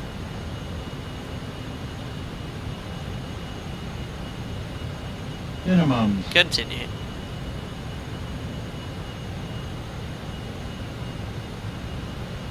100. Check. Air brakes out. Oh, yes, boss. 50, 40, 30, 20, Flared a little bit too high. 10. Hold it, hold it, hold Roll it. down. Oh, that's nice. Spoilers, yellow and green. Perfect. Gently lower the nose. No water brakes, remember, no reverses. Very nice. We'll take the next high speed. Could easily have made that one, but just didn't want to cook the brakes. Start braking. Brake pressure checked. Oh, come on, brakes. There we go. 60 knots. Took that a little bit fast, but we're good. Ladies and gentlemen, welcome to Brussels. Wonderful. Oh, has the scenery worked? Yes, I have. Yeah, it has. This is in stock. Wonderful. Right, flaps up. Pay for a runway, use the runway. Absolutely. Right, so there's Charlie 4. This is an active runway. Make sure you're cleared to cross 01, which we are. Straight over to Echo 3. And we'll take one of the remote stands so we don't get any funky air bridges or anything. We'll take stand number... What should we go for? Are these de-icing pads, seeing that they're blue? I'm not so sure. I can take an air bridge, but I feel like I should be on a remote stand in this beast. What I'll do is I'll taxi over here onto uniform. We'll take stand... Let's take stand 320 or something like that. Airbus A320, how about that? Perfect. Very polished. Good job. Just like, yeah, very nice indeed. Very nice. What was my landing rate? Minus 80... minus 82. Oh yes, so here comes the country taxiing music. Right. Flaps are up already. Turn these on to taxi. Turn off lights are on. Turn off the strobe lights. Still got city to do later. Let's crank up that APU. APU low pressure. That's good. Flight directors we can turn off. This music. Another thing, Cameras Pilot, if you're still here, I don't know, the FMC doesn't clear after landing. I found out if you put your new route in, it could be, but that's just the way it works. Obviously, I'm used to an FMS resetting after touchdown, so it's very funny with taxi music. Right, let's see if GSX is now going to play ball, because it wasn't playing ball earlier. Stand 320. Crikey, which one's this going to be? Oh, it's going to take ages to find it. 320 is not there. Let's go with 318. No, it's not there. One of these GSX stands matching. Oh dear, oh dear. What have we got here? 321. It's not even there. None of these there. 322 is. Right, so hopefully it'll just. Is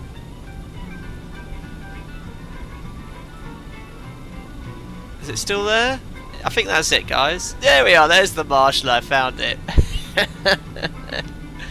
Oh dear, oh dear. Thanks, JK. Welcome as a member, buddy. Glad you enjoyed the content. You get invited to our members-only Discord. Hope you enjoy using the custom hosted chat. Thank you.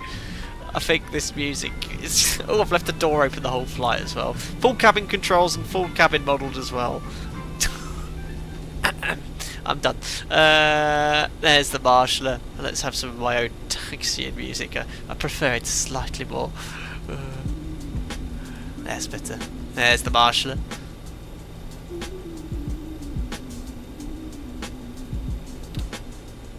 Excellent. I'll turn that off. I'll reset all that. You've got to make sure you configure the aircraft appropriate at all stages for everything to work. Oh, I forgot to turn the logo on. I'll do that in a second. Yeah, it wasn't as foggy as it was forecast to be. See if we can get some butter parking in. Not quite, that'll do. 40 centimetres, too late. Right, parking brake is set. AP power's available, and the APU gen switch is on, so we can just shut the engines down. Ladies and gentlemen, welcome to Brussels. Cabin crew, doors to manual and cross-check. Perfect. Just make sure I've got everything else off here. Strobes, beacon, nav will leave on. We can turn off the engine hydraulic pumps, PTU, and AC pump PTU can come off. The fuel pumps will leave on, and gen's offline. I think that's pretty much all we need to do. I've reset that. Trim will set up for the next sector. Brakes didn't get too hot at 200 degrees. Utilising that massive speed brake and all those draggy flaps as well. Oops, forgot to turn these off. There we are. Let's now offload our passengers. The boarding requested. There we go. And GSX will offload all the passengers. They'll be coming off on buses. Right. There we go. Not only yet, guys, going to do a return sector because it's 2 very short sectors here. We'll explore the short field landing performance of the Avro RJ on the next sector into London City. We'll just get all our passengers off as well. I don't know why GSX is doing that still, but yes, it's all up to date. I need to get some of these profiles, but there we are. I'll go take a quick break. It's 2 minutes past 5. Probably back in about 7-8 minutes. I'll get everything set up in the background. We'll leave the passengers offloading in the Be Right Back screen, and then we'll do the return sector with a full load of passengers. But if you're enjoying the stream, don't forget to like and subscribe, and I'll see you guys approximately about 5-10 minutes or so. Cheers. Passengers bus is coming.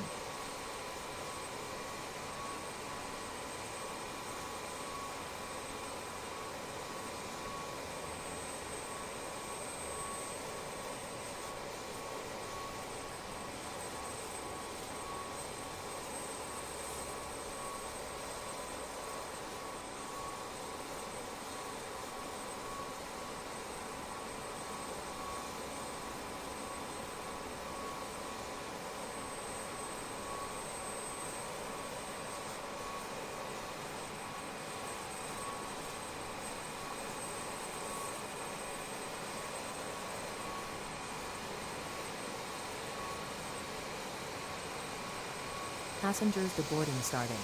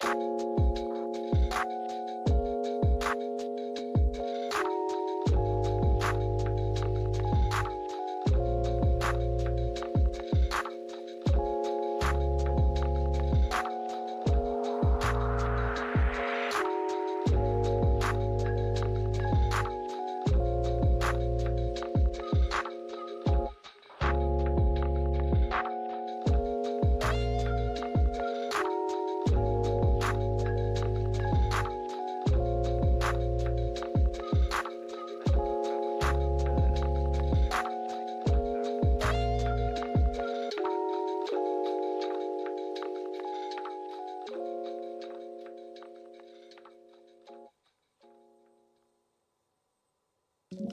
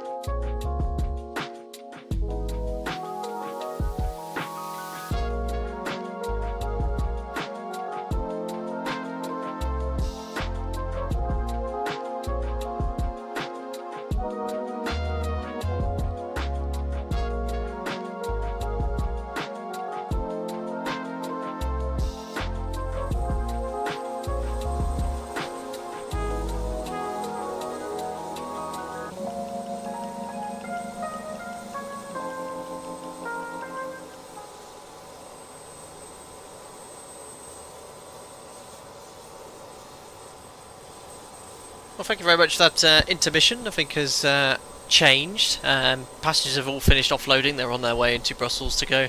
Well, I don't know much about Brussels. I know there's a weird atom-shaped structure. I'm sure there's much more to do. There's two sides, the French one and a German side. That's all I know. I'm yet to visit. But we're now doing a return sector to London City. SimBrief new flight plans all filed. I've got the SimBrief dispatch tool actually up here, which we can use in a second as well. But we'll jump back into the cockpit. I thought I'd turn that off.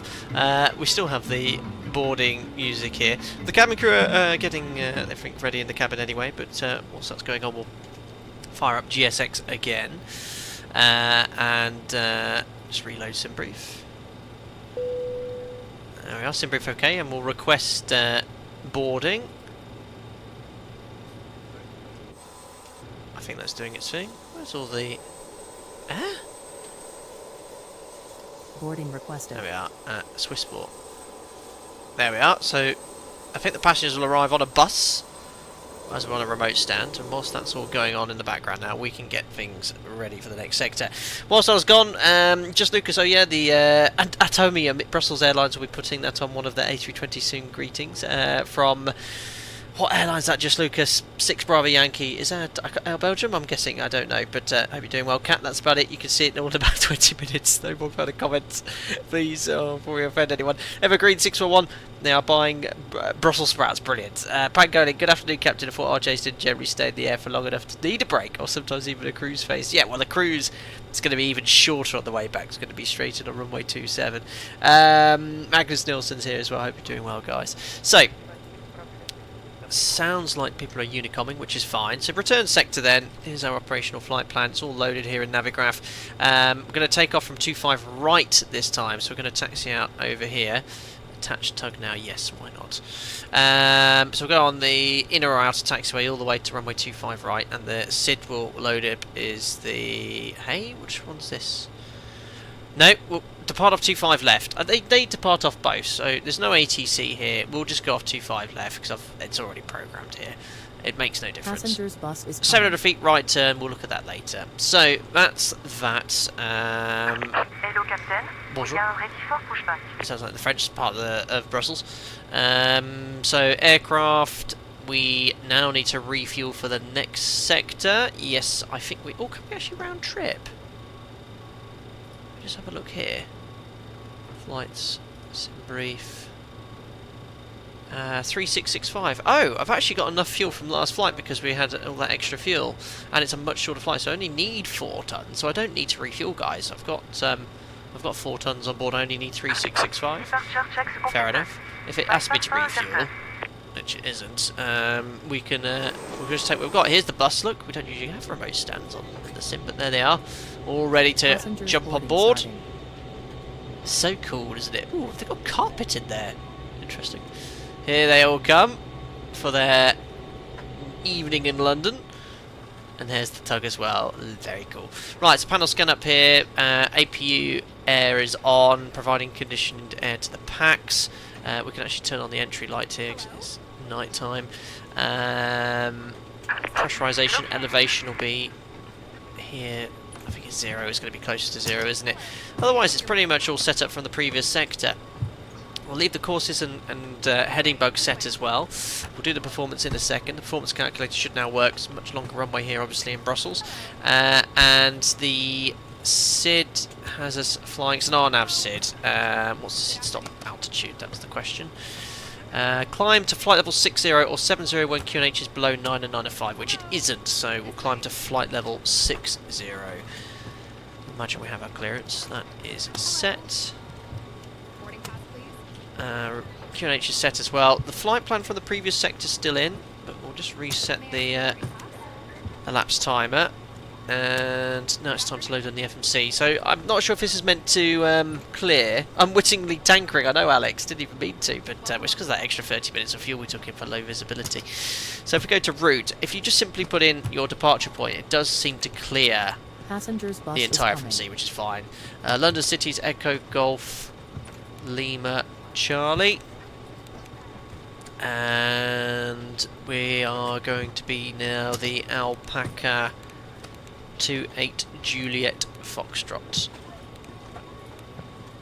Departure arrivals 25 left, and we're now flying a Helen 1 Echo.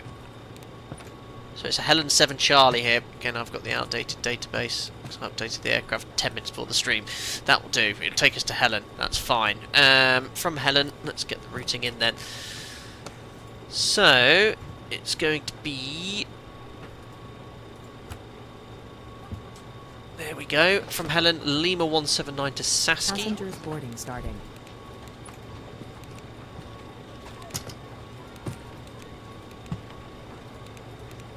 So from Sasky, it's going to be Lima 608 Sumum.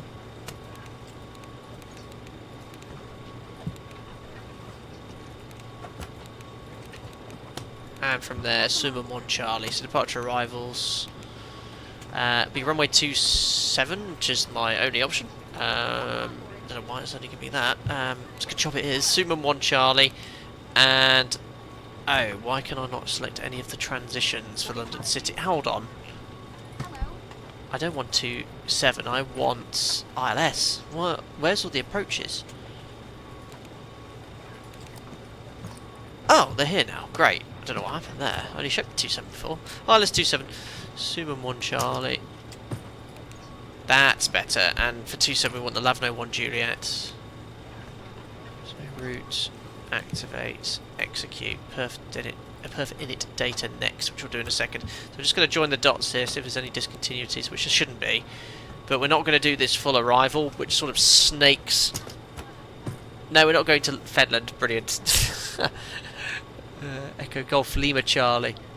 Fenland was my my hour building airport. Let me just have a look at this transition. So because it's really weird, it sort of goes down there, then around here. So what I'm going to do is go from Jacko, previous page. So Jacko.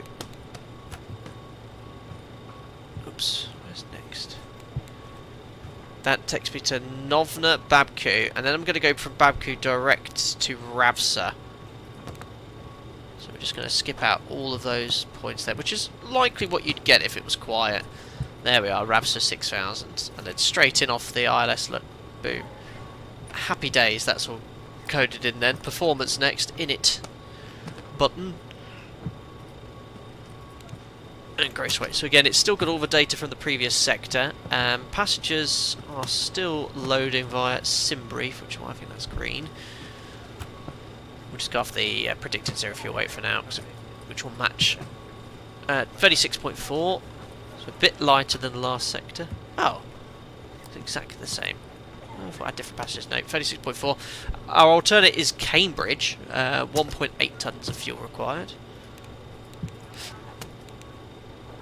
Execute. We'll clear the scratch pad. We're cruising only at 18,000 feet on this sector.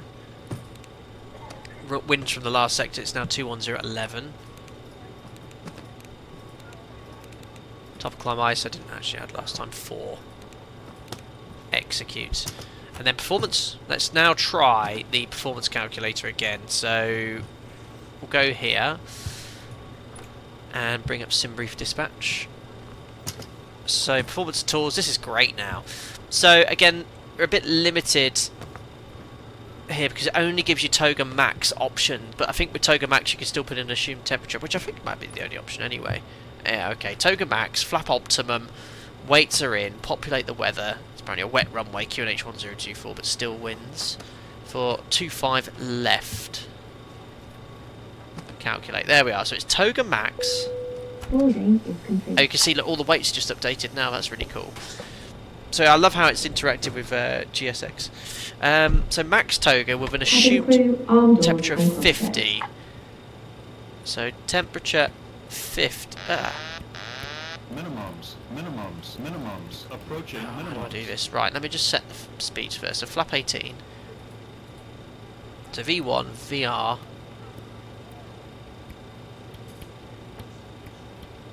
VFTO, and then temp. Why won't it let me change? That's why. Gotta press the reduced button. So 50 degrees.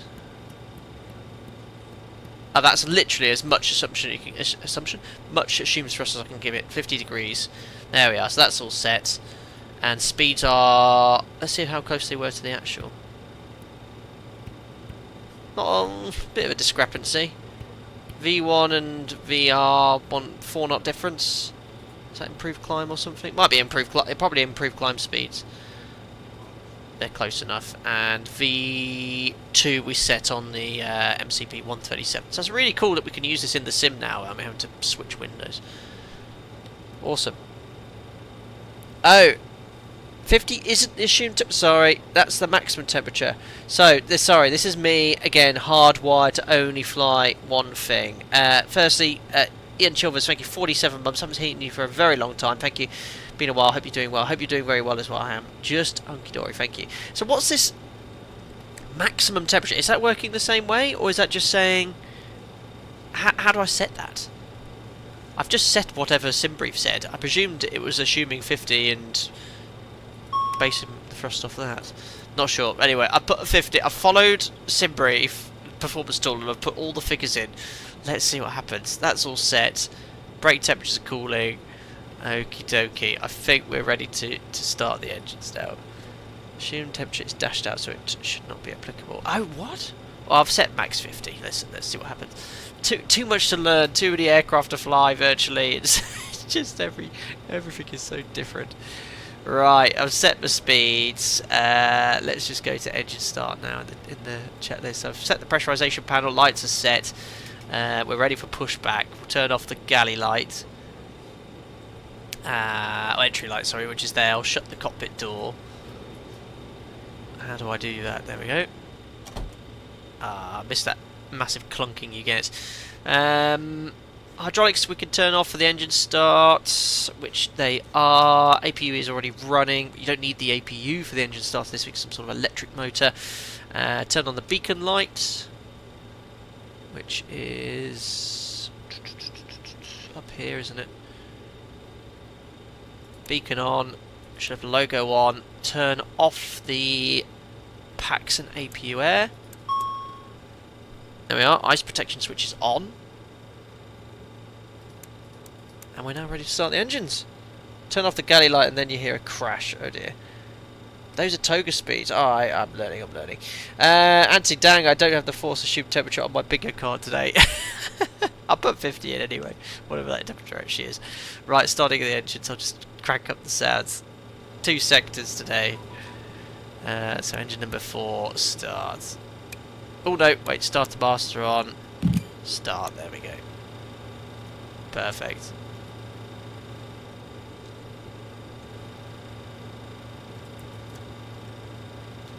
N2 20%, 10%.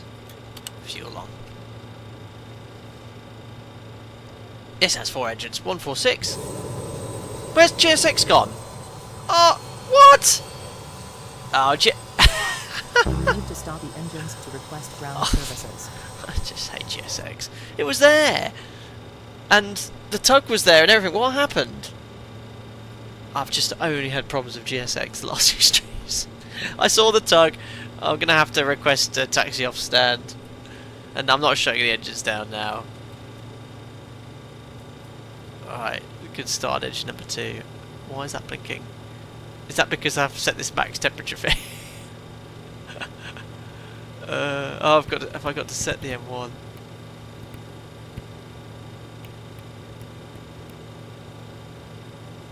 Screw it, I'm just gonna go max token. Why is it blinking? Starting engine number 2. 3. 4. Start.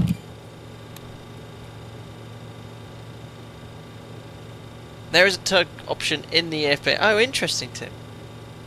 Oh, it's because the engine air is... Oh, message gone. Right, N2 10%. Fuel on. I can press this button to set my trim. 29.7, that's updated the trim automatically.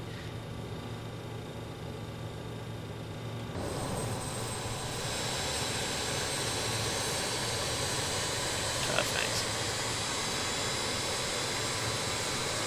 Starting my hair dryers. Right, that's just the best thing I ever did with GSX is uninstalling it. It was all there, ready to go. I saw the tug was there, boarding complete. It went. Maybe it's because I started the engines, I don't know. Right, starting engine number 2.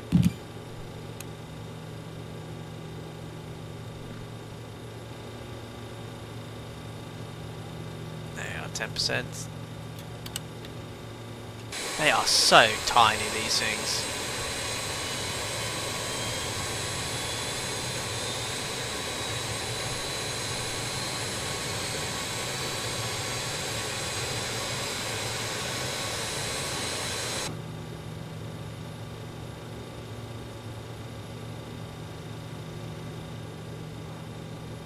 As soon as they start operating light extinguishers, we'll go over to engine number 1.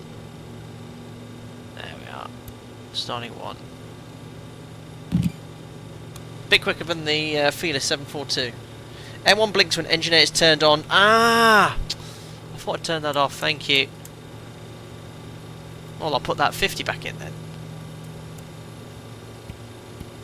Perfect.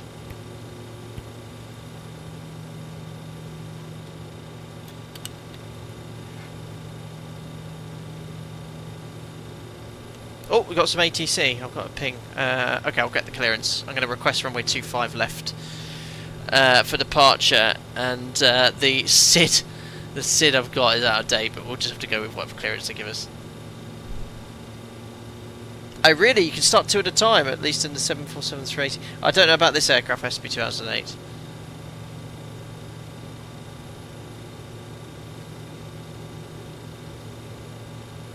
Alright, not in the manual, I don't think it says that. It's 1 at a time. Right, there we are. So we've got 4 good starts. So we can rotate this to off, start master switch off. Jenny's on the bus, 1 and 2. Engine driven pumps can come on as well. Brake fans to auto, which they already are. AC pump to auto. PTU can come on as well. Ice protection switches on. Oops, there already are. I forgot to turn those off. Engine anti-ice can come off, not required. AP back on. Packs back on. And then the engine air comes on after takeoff. What's the master warning for? Parking brake, that's fine. Flaps to 18. Transponder to TARA, which it already is. There we are, ready for taxi. But we'll get our clearance now. So we're going to request... We'll wait until the BA taxi's out, and then we'll advise that we're happy to taxi off stand. Got that fuel, yeah, we tanked that extra fuel, didn't we? 3.8 tons. So we've plenty of gas, we can sit here. We'll just wait for all BA to taxi out.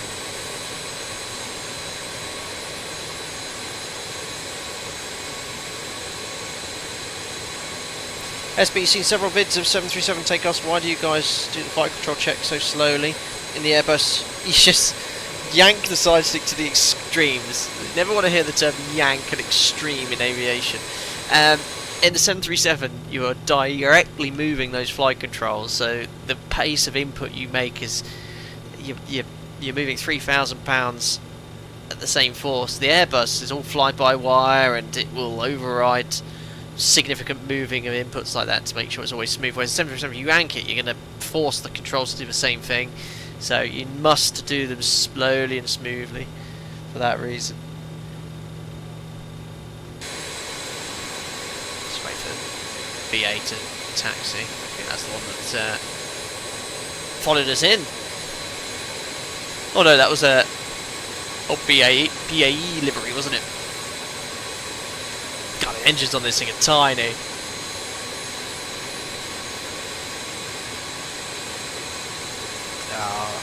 Give him another couple of minutes.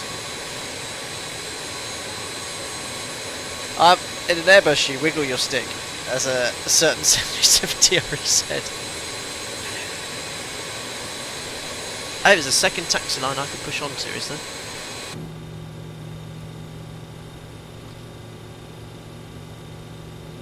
Let's have a look here. Oh yes. I'll just request clearance then. Well, helps if I actually tune the frequency first, doesn't it?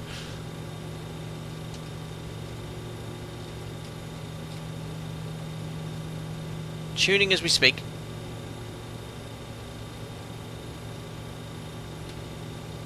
There we are.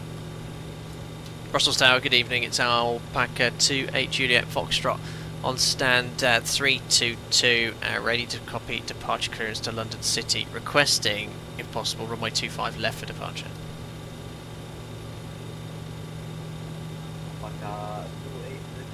Foxtrot 25 left is approved. It will be the Helen 3 Tango departure. Direction later. Stand by. Roger, expecting Helen 3 Tango, standing by. Readability 2. Barely hear him. Alpaca 28 Juliet Foxtrot radio check. Alpaca 28 Juliet Foxtrot, reading you 5 now, thank you. Alpaca 28 Juliet Foxtrot, you're cleared towards London City via the Helen 1 Echo departure. That's runway 25 left. Initial climb flight level 60 and squawk 7103. Cleared to London City on the Helen 1 Echo from runway 25 left, thanks for that. Climb flight level 60, squawk 7103, Alpaca 28 Juliet Foxtrot. Alpaca 28 Juliet Foxtrot, readback correct. Start up with the post reverse, ready for push. We'll go, start approved, call ready for push, Alpaca 28 Juliet Foxtrot. So 7103, Helen 3 Charlie's in the box. Although we've called it something slightly different, but it is the same routing, Helen after 700 feet. And we'll just check the Good evening. SID. Push back. There you go, 700 feet. It's just got an RNAV point in between, but we're going to go straight to Helen. Oh no, it doesn't even have that. It's got the good evening, information Alpha is current. 700 feet, which is basically BR255, which is fine. Golf departure, runway 25 right. Initial climb flight level 60 and squawk 7105. Cool, next one we're requesting taxi. Okay. We'll advise that we, GSX issues.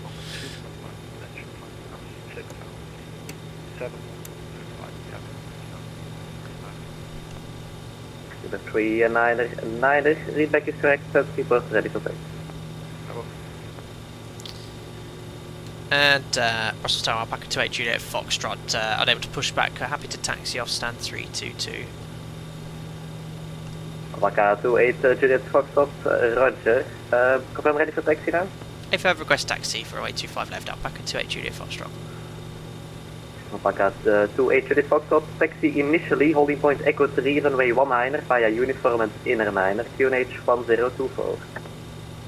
Cleared taxi, Echo 3, holding short of runway 19 via uniform inner 9, QNH 1024, Alpaca 28 Juliet Foxtrot. Good. So uniform inner 9, and then the 5 Robert Charlie taxi, holding point Echo Bravo 1, 3 runway is 25 just right, by the there, outer so that's where we need to QNH hold point. 1024. So parking brake released.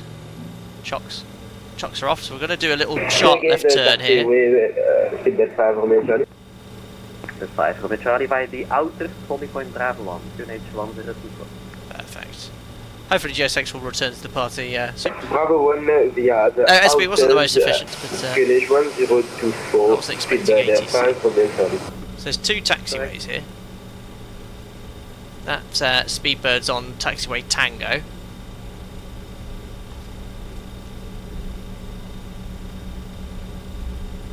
Why lights illuminate other aircraft? For, Yeah, they do. There's poor passengers. We are able to Bravo. Speedbird 399, Cockpit Charlie, please. So Nigel's going to Heathrow, I'm going to City. Biz is dropping here as well. Yep, got Honeywell MCP here.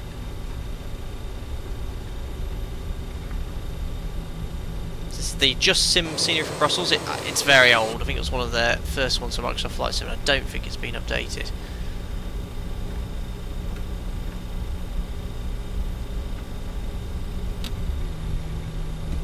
Perfect. Cool, he's off. Must be running late. Right, next right onto Inner 9.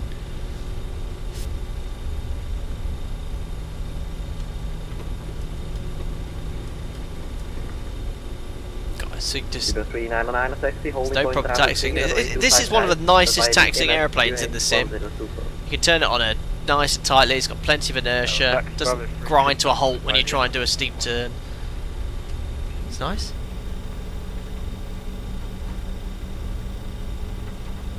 Yeah, Mr. Unlucky, absolutely. It's very similar to the 7.3. It's great. Just decrease the scale slightly on the map display. There we are. And we're approaching holding point Echo 3, which is just here.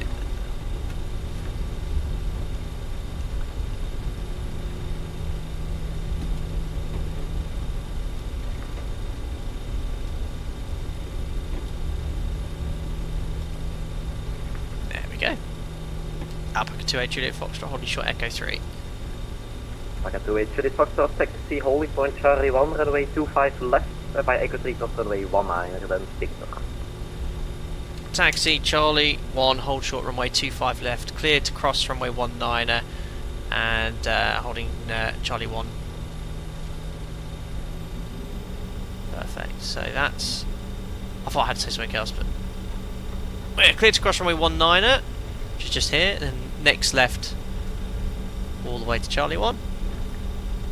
And we don't need to backtrack, and this is usually a landing runway here, so... But we're happy to go from the intersection here, I hope. Clear left, clear right. Oh, silly thing, when you're moving the camera you can't move the thrust levers, can you? Cool. So what's... Oh, they're all parking stands or something. Not sure what they are. Again, this scenery might be out of date. Ooh. Actually, what's going on here? Is this out of date scenery? I'm just going to go in a straight line. Oh no, it's fine. Charlie, ready for departure? It's just a very narrow taxiway. I just think the green lights are there. Oh yeah, I keep forgetting this. Yeah, I always use the right button. Yeah, middle stick. Thanks for that, dog racing. Speedbird 399 with 270 degrees. I'm just going in a straight line. Right, full takeoff checks, config check, flaps 18, stab trim set for departure. We press the CG button here, and that's set the trim. Takeoff briefing. We'll just push the takeoff config button as well. There we are. That's all good. Seats for departure button as well. Perfect. Ooh, it's getting a bit foggy and dark. Bristol Tower, good evening, Nordic 1125, gate Cabin ready. 165 Romeo. Excellent. Request an IFR clearance to Oslo. We have information Alpha on board, flying Boeing Lights on 738. now. Strobes. 1125 after, very good evening, I'll call you back. Yes, they take Alpaca 28 Juliet Foxtrot. 5 Charlie 1 backtrack is approved and report ready for departure. We don't need to backtrack, and via Charlie 1 we are fully ready. Alpaca 28 Juliet Foxtrot.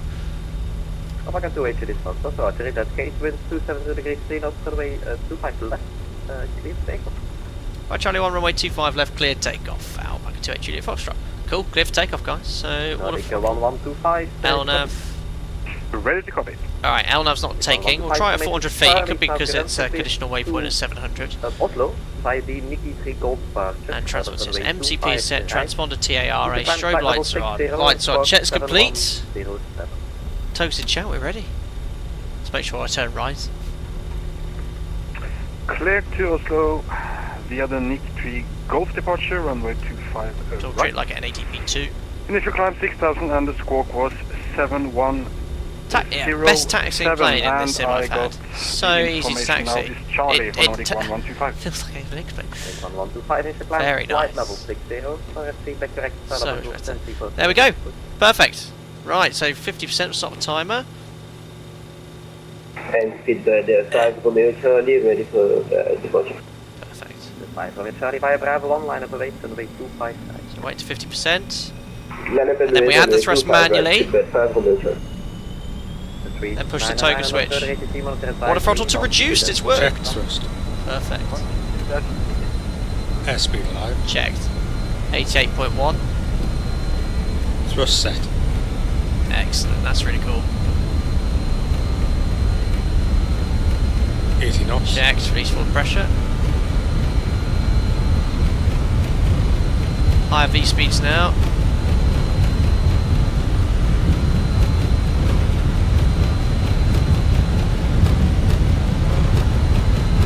Go. Rotate. Rotate. Oh, separate speed, but there we go.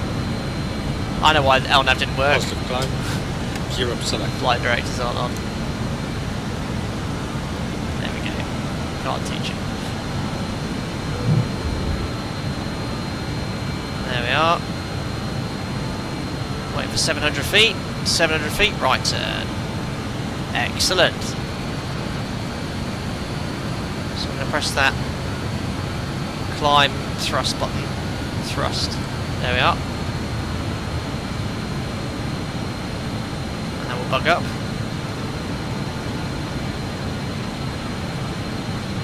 Flight director is very sensitive in roll. So if you sort of roll past it, it shoots off in the direction. Over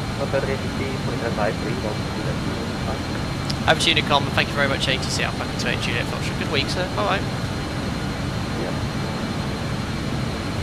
Perfect, but it handles really nicely. So wait for flaps up, VFTO, it'll call you. The great thing is interactive autopilot, or GM I should call him, the virtual first officer, is really good for the flap gear retraction and extension. Speed checked. Flaps 0. There you go, so flap 0. Oh, sim stutter, lovely.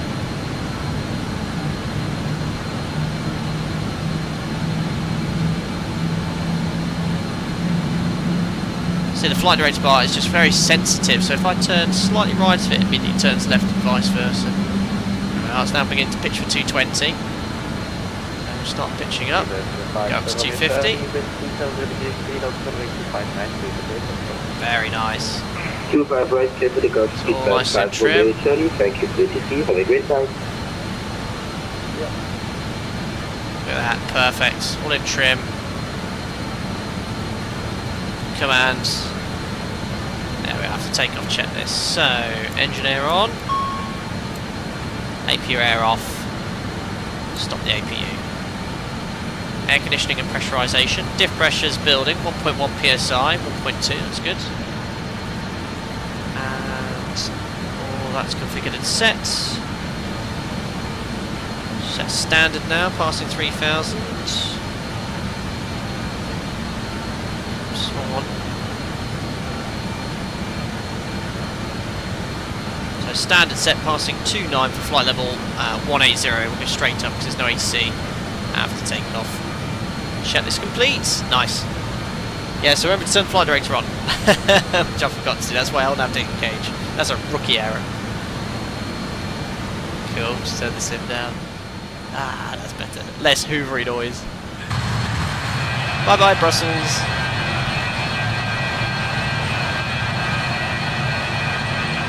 Pangolin. 330 driver left them off until he was already rolling earlier too. Oh, it feels so much better. Yeah, it's exactly the same as 737 MCP. If the LNAV doesn't engage, it's either flight directors aren't on, don't have a route in the FMC, or the first waypoint's not on the extended centre line. 2723 at gate 170 with information Charlie, ready to copy IFR clearance to Geneva.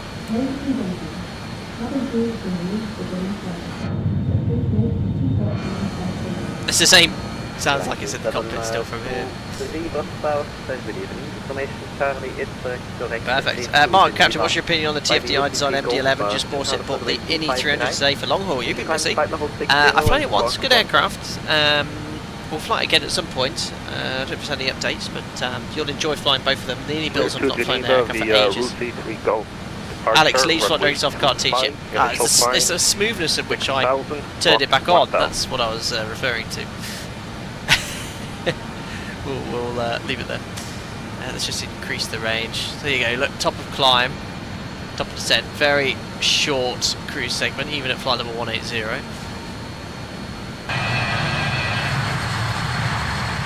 Getting fantastic performance out of this, by the way. My FPS right now is 43, which is good, nice and smooth compared to the flyby A380 stream we did the other day. That was awful. Struggled with that one. Sheepy, I know, and it's been they've been landing in city easterly all week. The prevailing wind in the whole UK has been easterly, but no, it's light and variable winds. 27's preferred for noise. So yes, not today, I'm afraid.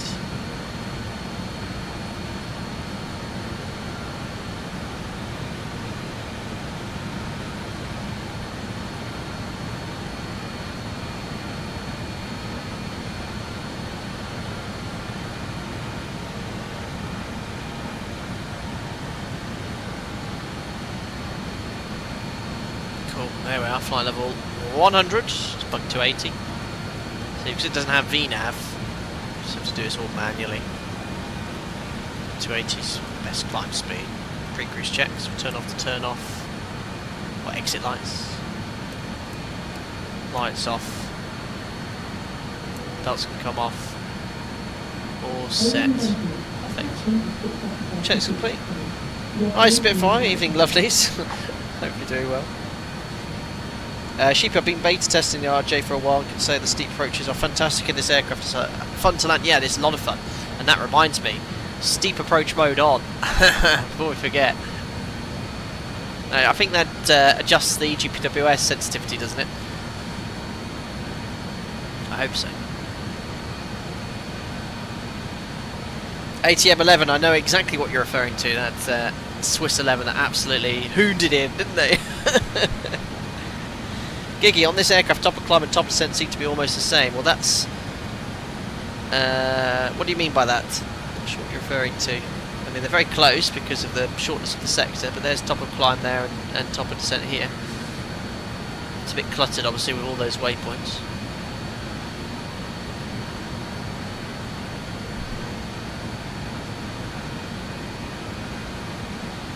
Please let the stewardess get out of the toilets.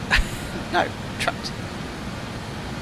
Gregory, what's the biggest aircraft that can land at city? I mean, the 318 is large by city standards. It used to operate into there from New York with British Airways. And I think didn't the 737-600 once land there? Someone was telling me, but you won't get much bigger.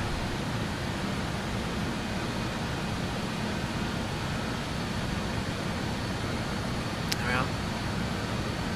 I've turned a little bit more westbound. Progressed nicely. That's the end of start. Helen. With the English Channel, then we essentially just fly north of the Thames Estuary, then we sort of turn up here, then down the Thames Estuary basically. Super short sector. We should be landing in about 32, 33 minutes. It's probably going to be for two sectors less than a 3-hour stream, which is about going. Right. I buttered it into Brussels, wasn't it? Minus 80, I reckon the same intercity. I've cooked the brakes. So I like how you get the air brakes out during the flare as well.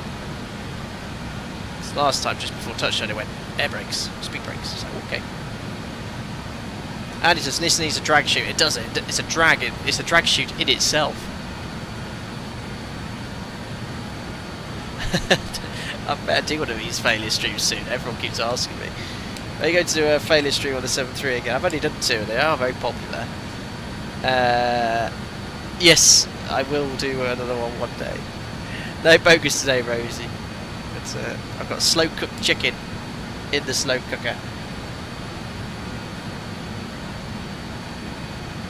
Bartek's is a hell of a long time. I think you haven't been here for a while, have you? Flew as a passenger in Ghana on this aircraft. Very cool. Yes, Sheepy, I remember. Sheepy 1985, and I needed it yesterday. So after glide slope capture, you need the speed brake out. Absolutely. I remember yesterday it was... I remembered it from when we streamed the 146. But yeah, if you don't have the speed brake out, it does run away a little bit, that speed. It's an awesome thing, that speed brake on this.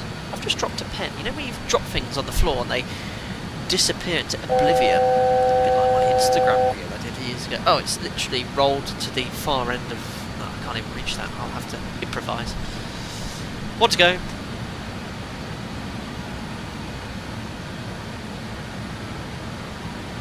Cams, give the EFIS controller mode to go. You'll need to explain what that means. Is this playing around with the... Explain, Cams Pilot. You'll have to... without looking at the manual. So we just level off at 180. Oops, have I forgot to engage something? What have I forgot to engage, Cams Pilot? I've bust my level. What have I forgot to engage? Am I still in climb? Oh, climb normal? What have I done there?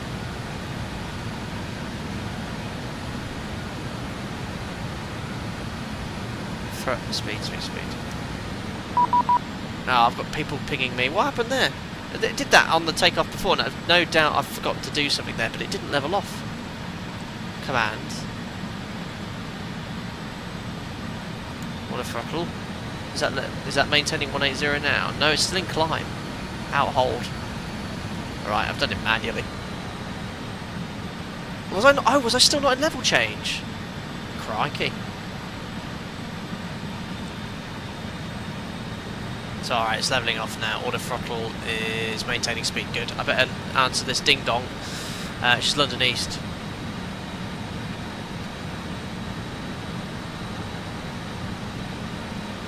Best at level. Yes. 50, expect flight 160 level saver. Someone do direct saver, no heavy fly to and maintain 160 saver.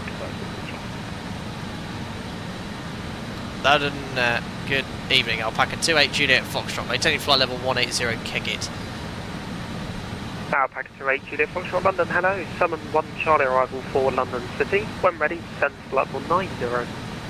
Summon 1 Charlie, when ready, send flight level 90, Alpaca 28 Juliet Foxtrot. Perfect. Finish 95, you can monitor uniform now. I'm going to have to put that full arrival back in. 90 checked. Second course button bearing knob. Okay. Redirect your extra and there's 6 from Juliet. So it's just setting this basically, so you can split the EFIS, I think.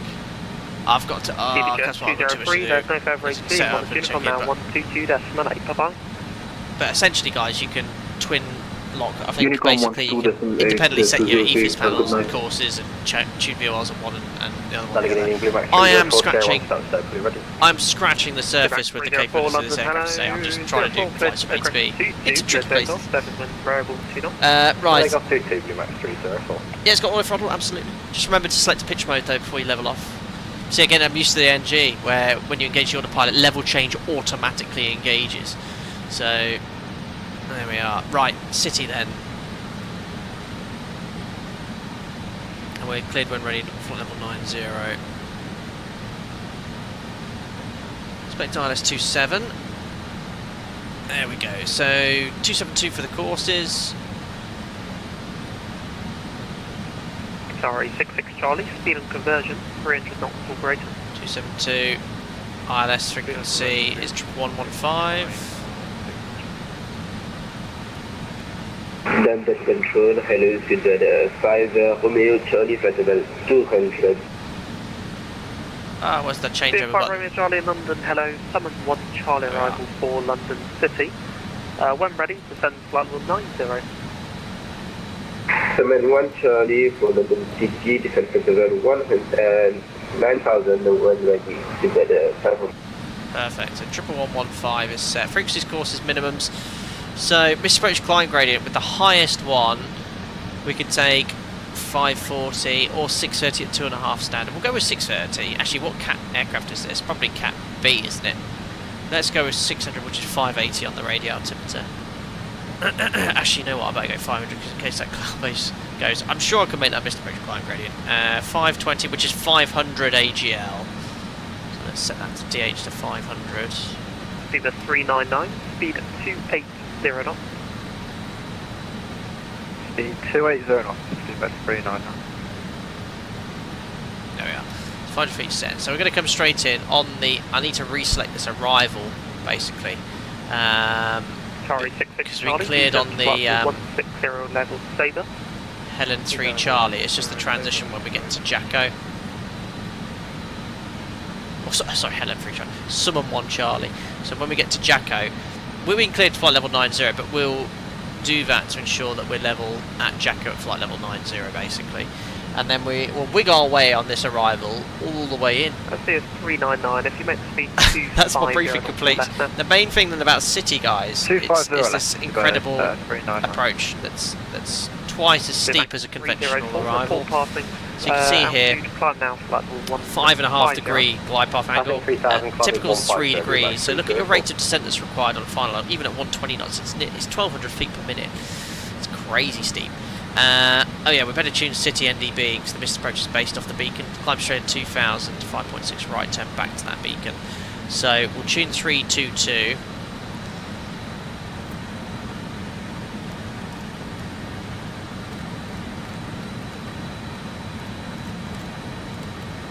So that's active. We'll select ADF. Cool, I think we're pretty much done. Just decrease that scale slightly. Fuel check, we're tankering, we're all got loads, 2.8 tons. Cool. Turn down the radio, please. Yeah, we'll do. It was a little bit loud there, wasn't it?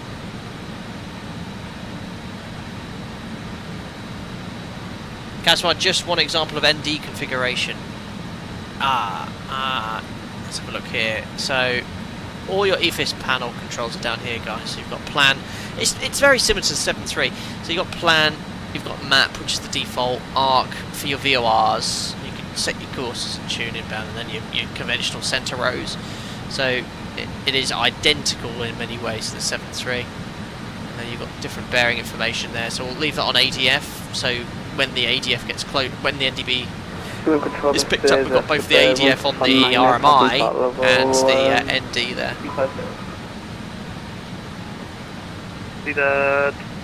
ATM, I've seen you make some radio fixes around the destination code. Is this for reference for descent? Yes, it is. Situation awareness. Good,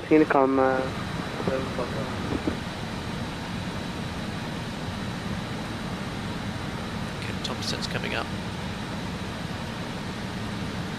Cool. Should turn the logo light off, really. Pitch black. Not in the cabin. Actually, was the 14633 config? Oh, the galley's a bit dark. It's nice cabin. Very well. Why does that view always default down there? Yeah, FMC is almost identical SP2008, absolutely. But this is the third stream I've done into City in the 146. I did it when just like released the 146 for X-Plane, the 146 for Microsoft Flight Sim, and then this now. Again, it has to be done. The 146 and City is synonymous. But we have to find some other challenging approaches because the performance, short field performance and landing of this is so good. Only 18 minutes airborne and coming up to top of descent. I think last time we flew the 146 had an engine failure as well. It was a click spot. The click spot issue.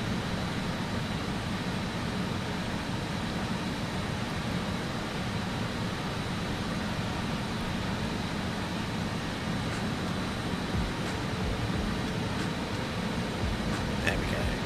And all the engine indications are conventional here. Max 304, so right, See the oil pressure. Heading 113. I don't like these gauges. I don't find them very. I mean, it's obviously modelled correctly, but I think the way they look, I'm not a fan of. I think the information isn't presented very well.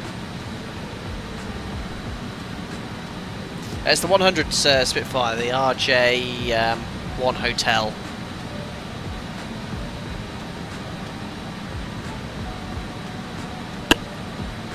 Waypoint selector on the same panel can be used to show the NDB bearing on the ND.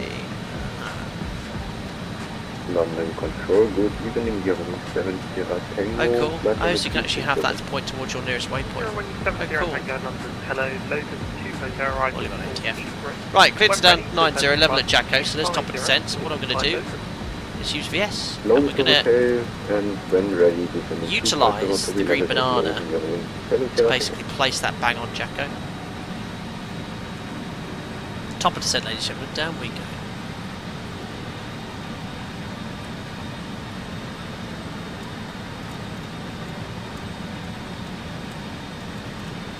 Perfect, not the most efficient descent, but it will work.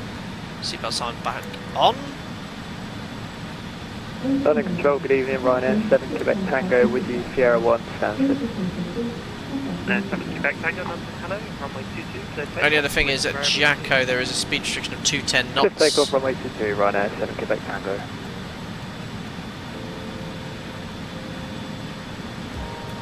I just want to make sure I'm level before Jacko so I can also reduce the speed. Down we go. Yeah, the speed descent controls, I was saying earlier on the first second, just not an issue on this aircraft. Just if you need to slow down or go down quickly, just put a bit of that air brake out. Hi CJ, hope you're doing well. CJ says big hello from CJ, Rob, Laura and Darshan. Hope you're doing well guys. Good evening. Alright, so there we are. So I've set a VS of about 2.5. Look, it's just struggling to maintain that speed. If I stow the air brake, look, you see the speed is actually running away. And VS in descent we don't recommend if you're high in the 7.3 because it's speed unstable. The aircraft isn't pitching for a speed. But in this, you just deploy the air brake and look at the speed come back. And VS is great because it will hold that rate of descent. Look, that's the air brake fully deployed. Look at that. You'd feel that. You'd feel that deceleration in the aircraft. That is just bonkers how powerful that is. Max 304, Zero navigation, red Hampton. Yes, 737 speed race, very certain. Sorry, Rich yet has a descent calculation in the EFB. Ah, it's all good. It's all good. I'm just using this to be level at Jacko and at 210 knots. Contact to Mike Juliet on the Foster departure, going to come into 6000. Not much to see, we're lifetime live weather. Some wind farms and a moon. Maintain 6000 speed. Moon set. Contact to Mike.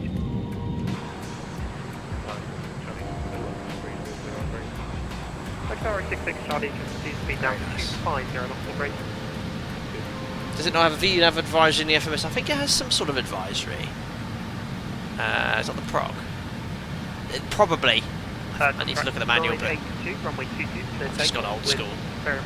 Still got a little bit of air brake out, just because I'm wanting to manage the speed and make sure I'm level 90 at Jacko. Ryanair 67 Uniform Juliet, from the Amsterdam radar, 125.750, bye-bye. Amsterdam 125.750, Ryanair 6 Uniform Juliet, good on there. Max 304, flying flat of 200. Hang on, it would be funny to look back at Economy and see all those heads bobble like a figurine and fun swap for that speed brake, brilliant. Flight level 8, Oh, Greg, no, I haven't. 280 now, 122.8, Yeah, 122.8, thanks to see you too, bye bye. No, I didn't put the transition, but it looks like I'm back on Unicom anyway, so I can do what I like. And I'll comply with these restrictions anyway, just for realism. But what we'll do is from Jacko, we'll put what's in the FMC. We'll do non-verbabq, which is here, look guys, non-verbabq, and then direct to RAVSA. There we are, so now we can stow that speed brake, as we're level at 90 as per the restriction, bring the speed back to 210 knots. Post-cruise checks going on. So, logo, lights, so fuel, lights, angle of bank is set, and the fuel, sorry, we've got 2.8, pressurization, cab out 2100 set, belts on, checks complete. Cool.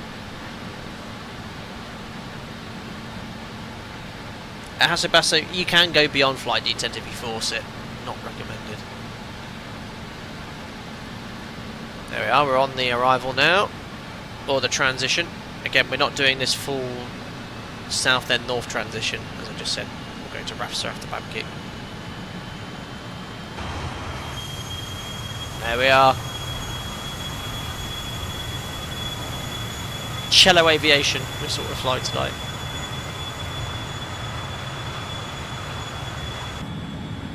Awesome view.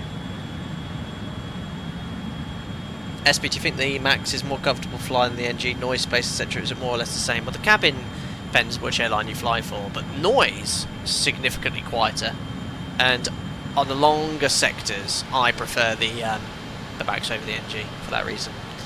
I haven't flown the Max this week. I did 2 flights. You saw the stories on Instagram. Did it go around this week as well? Go around, wasn't visual at minimums on a non-precision approach, so we had to switch runways to get off the ILS.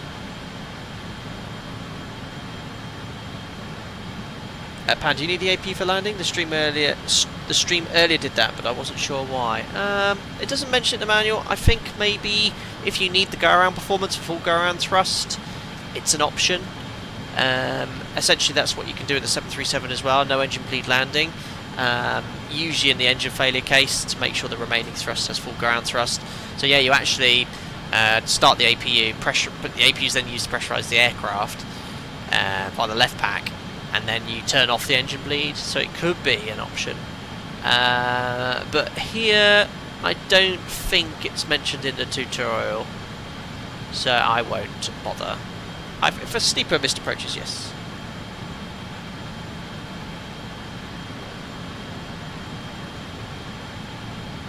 Oh, what do you guys reckon? Although I seem to be getting mixed feedback. Hasso said forcing the speed brake up can potentially damage them. I don't know, Hasso. It is prohibited to extend the speed brake beyond flight detent in flight. If you were to avoid the ground spoilers, I think they'd be fine, but you'd have incredible rates of descent. You'd have to write to Boeing on that one, I'm afraid. Cool, next restriction then, inbound to RAVSA, 6,000 feet hard.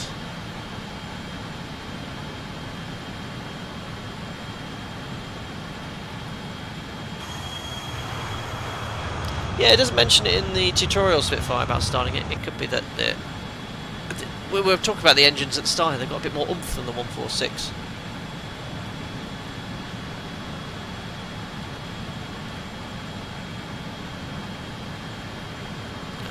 I'll actually check the weather in City. Let's have a look here. London City weather. 9,000 metres, overcast at 1,400 feet. Near low cloud base, but it's only if Nightbots are behaving, Dynamo Cena. It's been a bit lazy today. There we are. Long level segment now.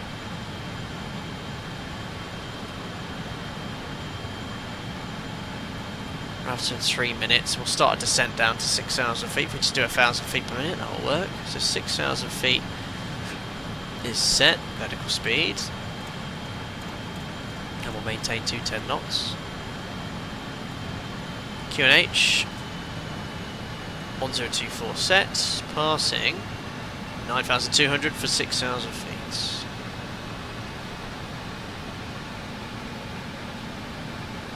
SB2000, have you lowered the landing gear to slow down to 7.3? On approach, yeah, absolutely. After glide slope capture, you've got to be careful in level change with dropping the gear. You can get very excessive rates of descent.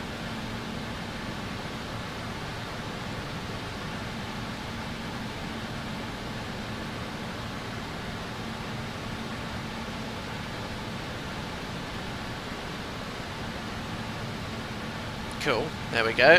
Just keep an eye on that speed. It's trickled up slightly.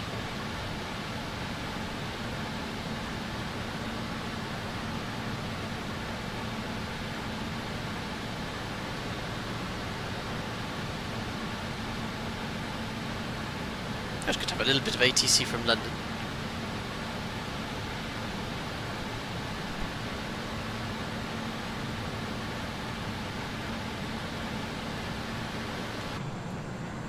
Just see all of the lights from London illuminating the clouds. Very well modelled in this sim.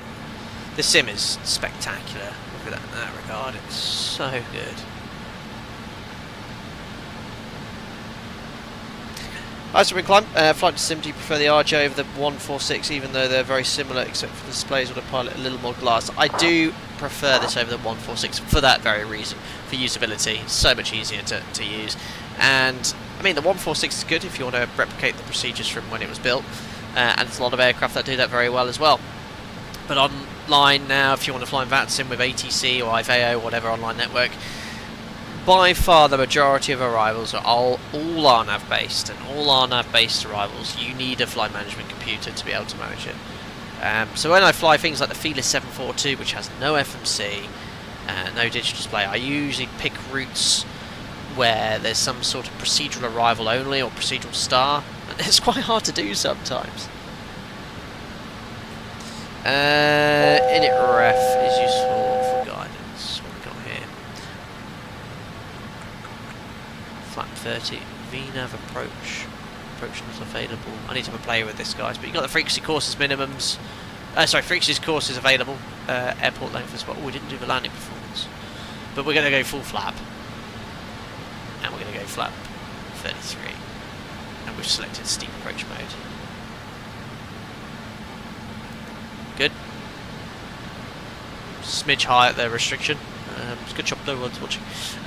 Next is GACB, also at 6,000. We maintain 6,000, then we'll step down to 4,000 feet to be level. Lima Charlie Echo 07. This is because of Heathrow that you have these really low step down altitudes. But unlike 09, on 27 we intercept the ILS. Oh no, that's also from 2,000 feet, but we can do it from 3,000. Yeah, that's true, Lauren.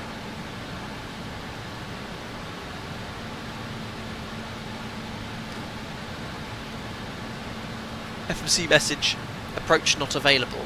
Uh-oh, I think that's because I selected VNAV something. There we go. Traffic coming in behind. Maintain 210 knots for now. Come on, auto throttle. Ah! What happened to my speed? Why is it not commanding 210 knots? Auto throttle indicated airspeed. Speed checked. Flaps. No! Auto throttle IAS 211. Oh, nothing's working. Right, that's weird. What happened to the auto throttle? That's why it's good to maintain situation awareness at all times. I could have been in the cockpit view having a break there. Why was the auto throttle not? Let's try it now. Yeah, the auto throttle's broken. Have I discovered a bug? Auto throttle's going to... Oh, come on. Come on, 211. There we go. That was weird.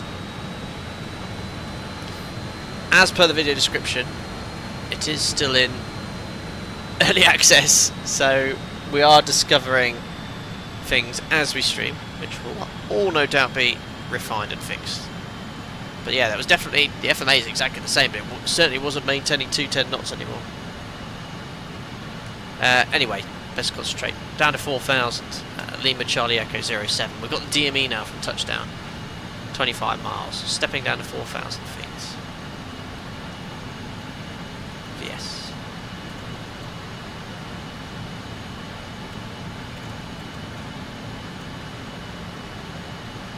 Yeah, auto throttle's reducing thrust down to maintain speed, that's good.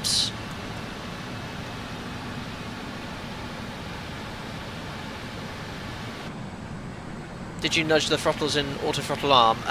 It's all disconnected, I believe, look, so if you see, look, I can do whatever I want with the thrust and it doesn't change it. I've got the lock on, so not sure what happened there.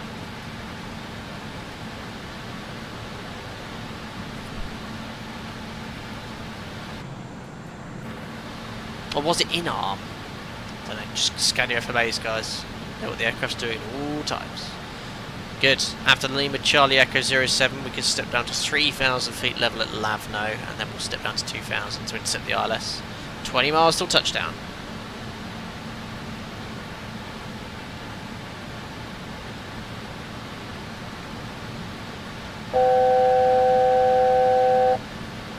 Jig. Blame Trump. Yes, we're not having any political talk here. I know, obviously, big day in the US today. Joshua, mode awareness is real.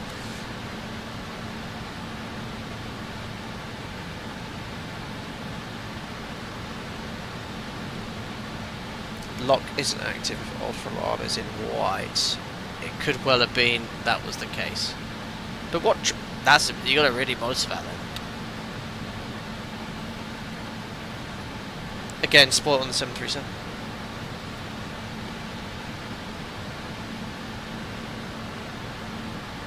Next, Lavno. Step down 3,000, max 185. So when we get to Lavno, look. Just actually on this chart, it says 6 miles. So we're going to really work after this Lima Charlie Echo 07. We're going to step down to 3,000 and then manage our speed to get it down to 185 knots. Cheers, Andy. Just 15 months in the US. It's our gender reveal party. Oh, sorry. Gender reveal party. You're having a gender reveal party. Congratulations, Andy. Just very good. Let us know what you're having. Thank you very much for your continued support as well. Right, 3,000 feet. Flaps 18. We're bugging 180 knots. Let's step down. 3,000 feet at Lavno. Yeah, that noise of the airflow over the wing as the flaps get extended. Superb. Good, Lavno 3000's pegged in. And I've got to be below 180 to select flap 24, so we're going to go 170.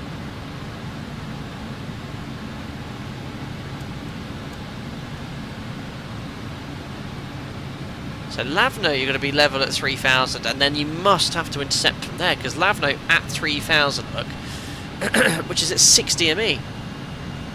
But that says 2,000 feet. Or is that distance from Lavno? Not sure, but yeah, we're getting close in now.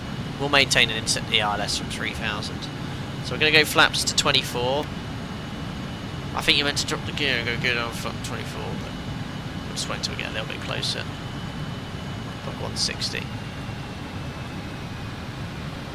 5.5 swimming climb. Better start the flight recorder. Too much to do. So little time.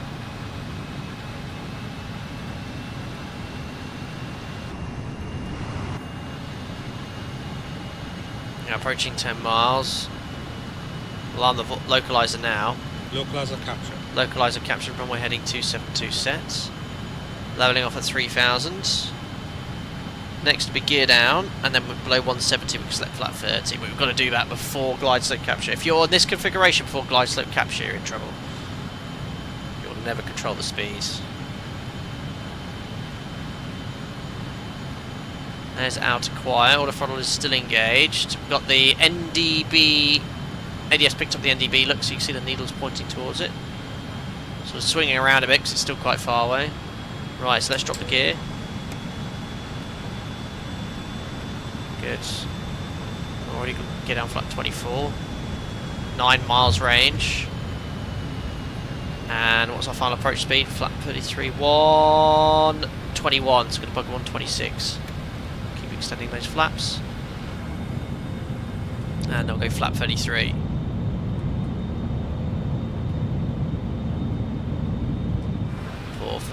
Awesome. Come on, auto throttle. Come on, 126. I'll make approach. There we are. It's getting back up. Get back up to 3,000 as well. There you go. Good. Into IMC again.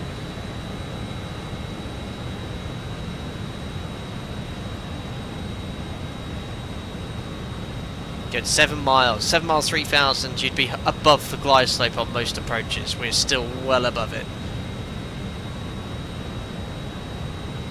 Landing checklist. There's no start switches. Recalls check. Speed brake. We will extend on the approach. We'll need it to manage speed. Landing gears down 3 green. Order brake is none. Flaps 33. Clear to land. Checks complete. Probably configured a little bit earlier than I should have. 6 miles. Still below the glide slope at 3,000 feet. Waiting for glide slope alive. Good autopilot. Well done. Pegged on 3,000. SP 2008. Well, I'm at the approach speed. It's a 6-degree path. If you're not configured. I'm only 5 miles from touchdown. 6 miles. Glide slope alive. Checked. We intercept the glide slope at 5.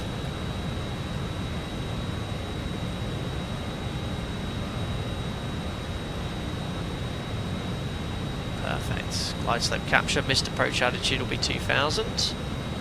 Glide slope capture. Good. 2,000 feet set. Descend, descend, descend. Good. Down we go. So now we'll use a bit of speed brake to keep that speed under control. So air brake's out. I don't mind having a bit of thrust. Just helps the engine responsiveness in the event of a go around. I won't go fully out. Just enough to hold the speed. There we go. So our ground speed's 130. Checking the chart, 130 knots requires a rate of descent of 1,200 feet per minute. So a little bit more drag actually. There we are. We're fully established. Checks complete. So when we become visual, we'll disconnect. Speed brake's out. Better start the flight recorder. Perfect. Alrighty. We're waiting for those approach lights to come into view. I can just, I think, see them popping in there. There they are. Pappy's in sight. Right. Disconnecting the auto throttle. There we are. A little less throttle. I need more air brake. Disconnecting autopilots. And there's 2 reds, 2 whites. Very good. The autopilot's very nice. Does a fantastic job. Great add-on. It's a little bit. Actually, speed's good.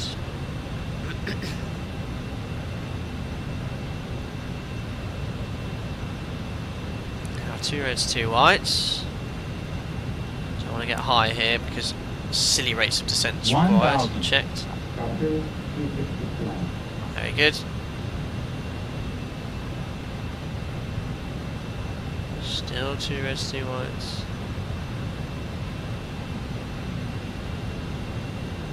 Good. I think that's cabin ready. Leaving it a bit tight. So 3 reds, just a slight adjustment in pitch. Continue. It's going to help me bring my speed back to 126. There we are. Keep descending though. Don't shy away on this. Just keep that pappies and the aiming point. Same point of the runway all the way down. 3 reds. Slight adjustment. Keep descending now. 100. Checked. Start the flare. 50, 40, 30, Close. 20. Flared a bit too high. 10. Ground idle. Oh, a bit firm. Oh, throughout probably about 200-300 feet per minute. We're down. Brake pressure checked. Start braking, short runway. Good landing for City though. You don't want to float here. 60 knots. Perfect. Ladies and gentlemen, welcome back to City. Oh, nice little commuter job we've had this evening. Got all the way to the end, look. Superb. What was the landing rate? What was it? Because it doesn't come up on my screen. Oh dear. Right, speed brakes in, air brakes in. Retracting the flaps. Ah, it's a wonderful job. I think I'm quite pleased with myself. Oh, let's see how GSX behaves now. Oh look, it seems to be working. Gate 11. Walk in, no bus, no push. Let's go with that one. Gate 7. Let's request to follow me. What's the worst that could happen? Oh, we're here already. Last time this happened on this remote stand, it didn't work very well. But I think he seems to be positioned for what stand? No, it's which stand's this? Is this some sort of? Oh, I think I need to do a tight. Yes, okay, I think it's working. And here's the follow me car. Oh, where's the follow me car? It's just smashing into all of the equipment. Right, I don't need the follow me car. I think I know what I need to do. Okay. APU. Oh, we've got different music now. Right, do a bit of a clean up as well. Strobes off. So, I thought, do they still swing round like this? I thought they just parked straight in. Oh. No, GSX, go away. I'm not, alright, oh,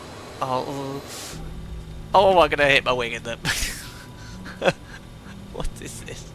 What is this? It's all good. The wing's got miles of space. This must be some sort of old GS. Oh, God. What is going on? I'm trying to follow his instructions. Oh, it's just carnage. I'm just gonna leave. I don't think we're meant to park like that anymore. Oh, crikey. Oh dear, it's just a laugh. Right. Well, I'm meant to be parking, I think, in this direction, and I'll put my box there. I'm following the marshaller. Oh, I don't know. I don't know where they wanted me to park at all, but it can't be like this anymore, because look how close is the terminal. Right, APU's available. Yes, thanks. What else do I need to do? I need to turn off this runway turn off as well. Shut the engines down. ATC, I've got a number for you to call. Oh, great add-on, great add-on. The aircraft that is. Don't reverse into my plane, please. Understeer. Possible pilot deviation. Where's the marshaller gone? Oh, he's just walked off now. Brilliant. And then the follow me car is just driven. Oh, bye. He's gonna go tell his friends. Can't park there. No, it's atrocious parking. I mean, I was half following the marshaller, not sure where we wanted to go, but I don't think you swing round anymore on these stands, do you? Oh, I don't know. It says Fokker F50. Right. Anyway, let's do some sort of shutdown checklist. So, on stand, we can turn off the Jennies. We can turn on the entry lights. Engine pumps off. I'll cancel the master warning system because that's going to be annoying. Engine hydraulic pumps off. Jennies can come off as well. They're on the APU. I'll imagine I've done GSX disembarking because I want to do the replay. Right. Anyway, let's put it into a nice view so we can see this add-on. Very good. Very good. Good. Orbex London City here, V2. Although I'd recommend not using the GSX profile I've been using.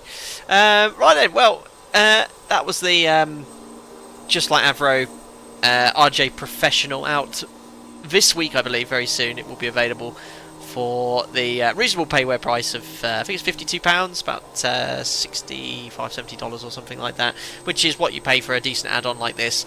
Very well modelled. Enjoyed their 146. Enjoyed this more. So much more usability in modern aviation times with RNAV to use this as well, but you've got all the fun features. Remember, I don't fly this aircraft, I fly the NG and the MAX. It is different in many ways, but I hope I sort of showcased what the aircraft can offer. A lot of versatility with this. London City, you can fly into different destinations now, which you can also with the 146 as well. So yeah, massive thanks to Just Flight for sending it over. As I said, it should be available this week. The pinned comment in the video description will tell you all about the aircraft if you are so interested. The markers are for when you turn right. Yes, I know that much, GP. I was just following the marshaller though, which I don't think was in the right position. And instead of RNAV, proof that you're British. Not sure what that refers to. Ryan, you've never flown into City in real life? No, not at all. Swim climb racing. Now we sort of, some members talked about this recently. Actually, our chief sim racer Toby's rejoined the server, so maybe a race on the second channel. I'd love to. We don't have enough interest with members. And to be fair, it's a flight sim channel, but our second channel, Airline Pilot Plays. So hopefully, I'll do something on that again soon. But I'm very busy at the run up to Christmas. Perfect. But yeah, that was a fun stream. Hope you enjoyed it. Look at that. Just under 3 hours for a 2-sector stream. Not bad at all. Right then, I'll log off of that sim, which I forgot to do all the unicoming for. There we go. We'll shut down that here. Shut down this as well. Excellent. Just turning off loads of stuff in the background, guys. Cool. So I'm just going to load the panel state for the replays, which I'm hoping Microsoft Flight Sim 2024 you don't have to do this. But yeah, you can go here to Ready for takeoff. ready for takeoff, get the flaps all the way out for landing, and essentially try to reconfigure it as best as you can for the engine start. Try again. Ready for takeoff selected. Why do you keep shutting down the engines when I press ready for takeoff? I'm not sure. I don't think we'll have engine sounds to the replay, but or maybe when I reposition it will work. Let's see. But yeah, it was really good. Emergency, yeah, loads of requests. I hear you guys. I do what I can. I'll do what I can when I can as well. As CRE now, especially in the winter period, I'm busier doing checks and training sessions because we do a 2-day training and checking period in the winter, and I've got a lot of prep for that as well, because my first time I've done it as a TRE. You know, I'll be signing licenses and doing type rating and IR renewals, so I've got a lot of paperwork to review, make sure I'm happy with doing that. But I will stream where I can, in what spare time I do have, of course I will. Right then guys, that's it for today. Now I've got everything hopefully set up for the replay. Let's cue the replay music. There we go. Oh, why is that not playing? How bizarre. Pro stream, I'm doing stuff. Oh, let's see how it works. Right. Recorder. Replay. Oh, it looks like the engines are running. Perfect. And there we are, we're on final. So, let's see how bad that was then. Wait, was that bad, was it? Oh yes, I've got to control it though during the replay, unfortunately.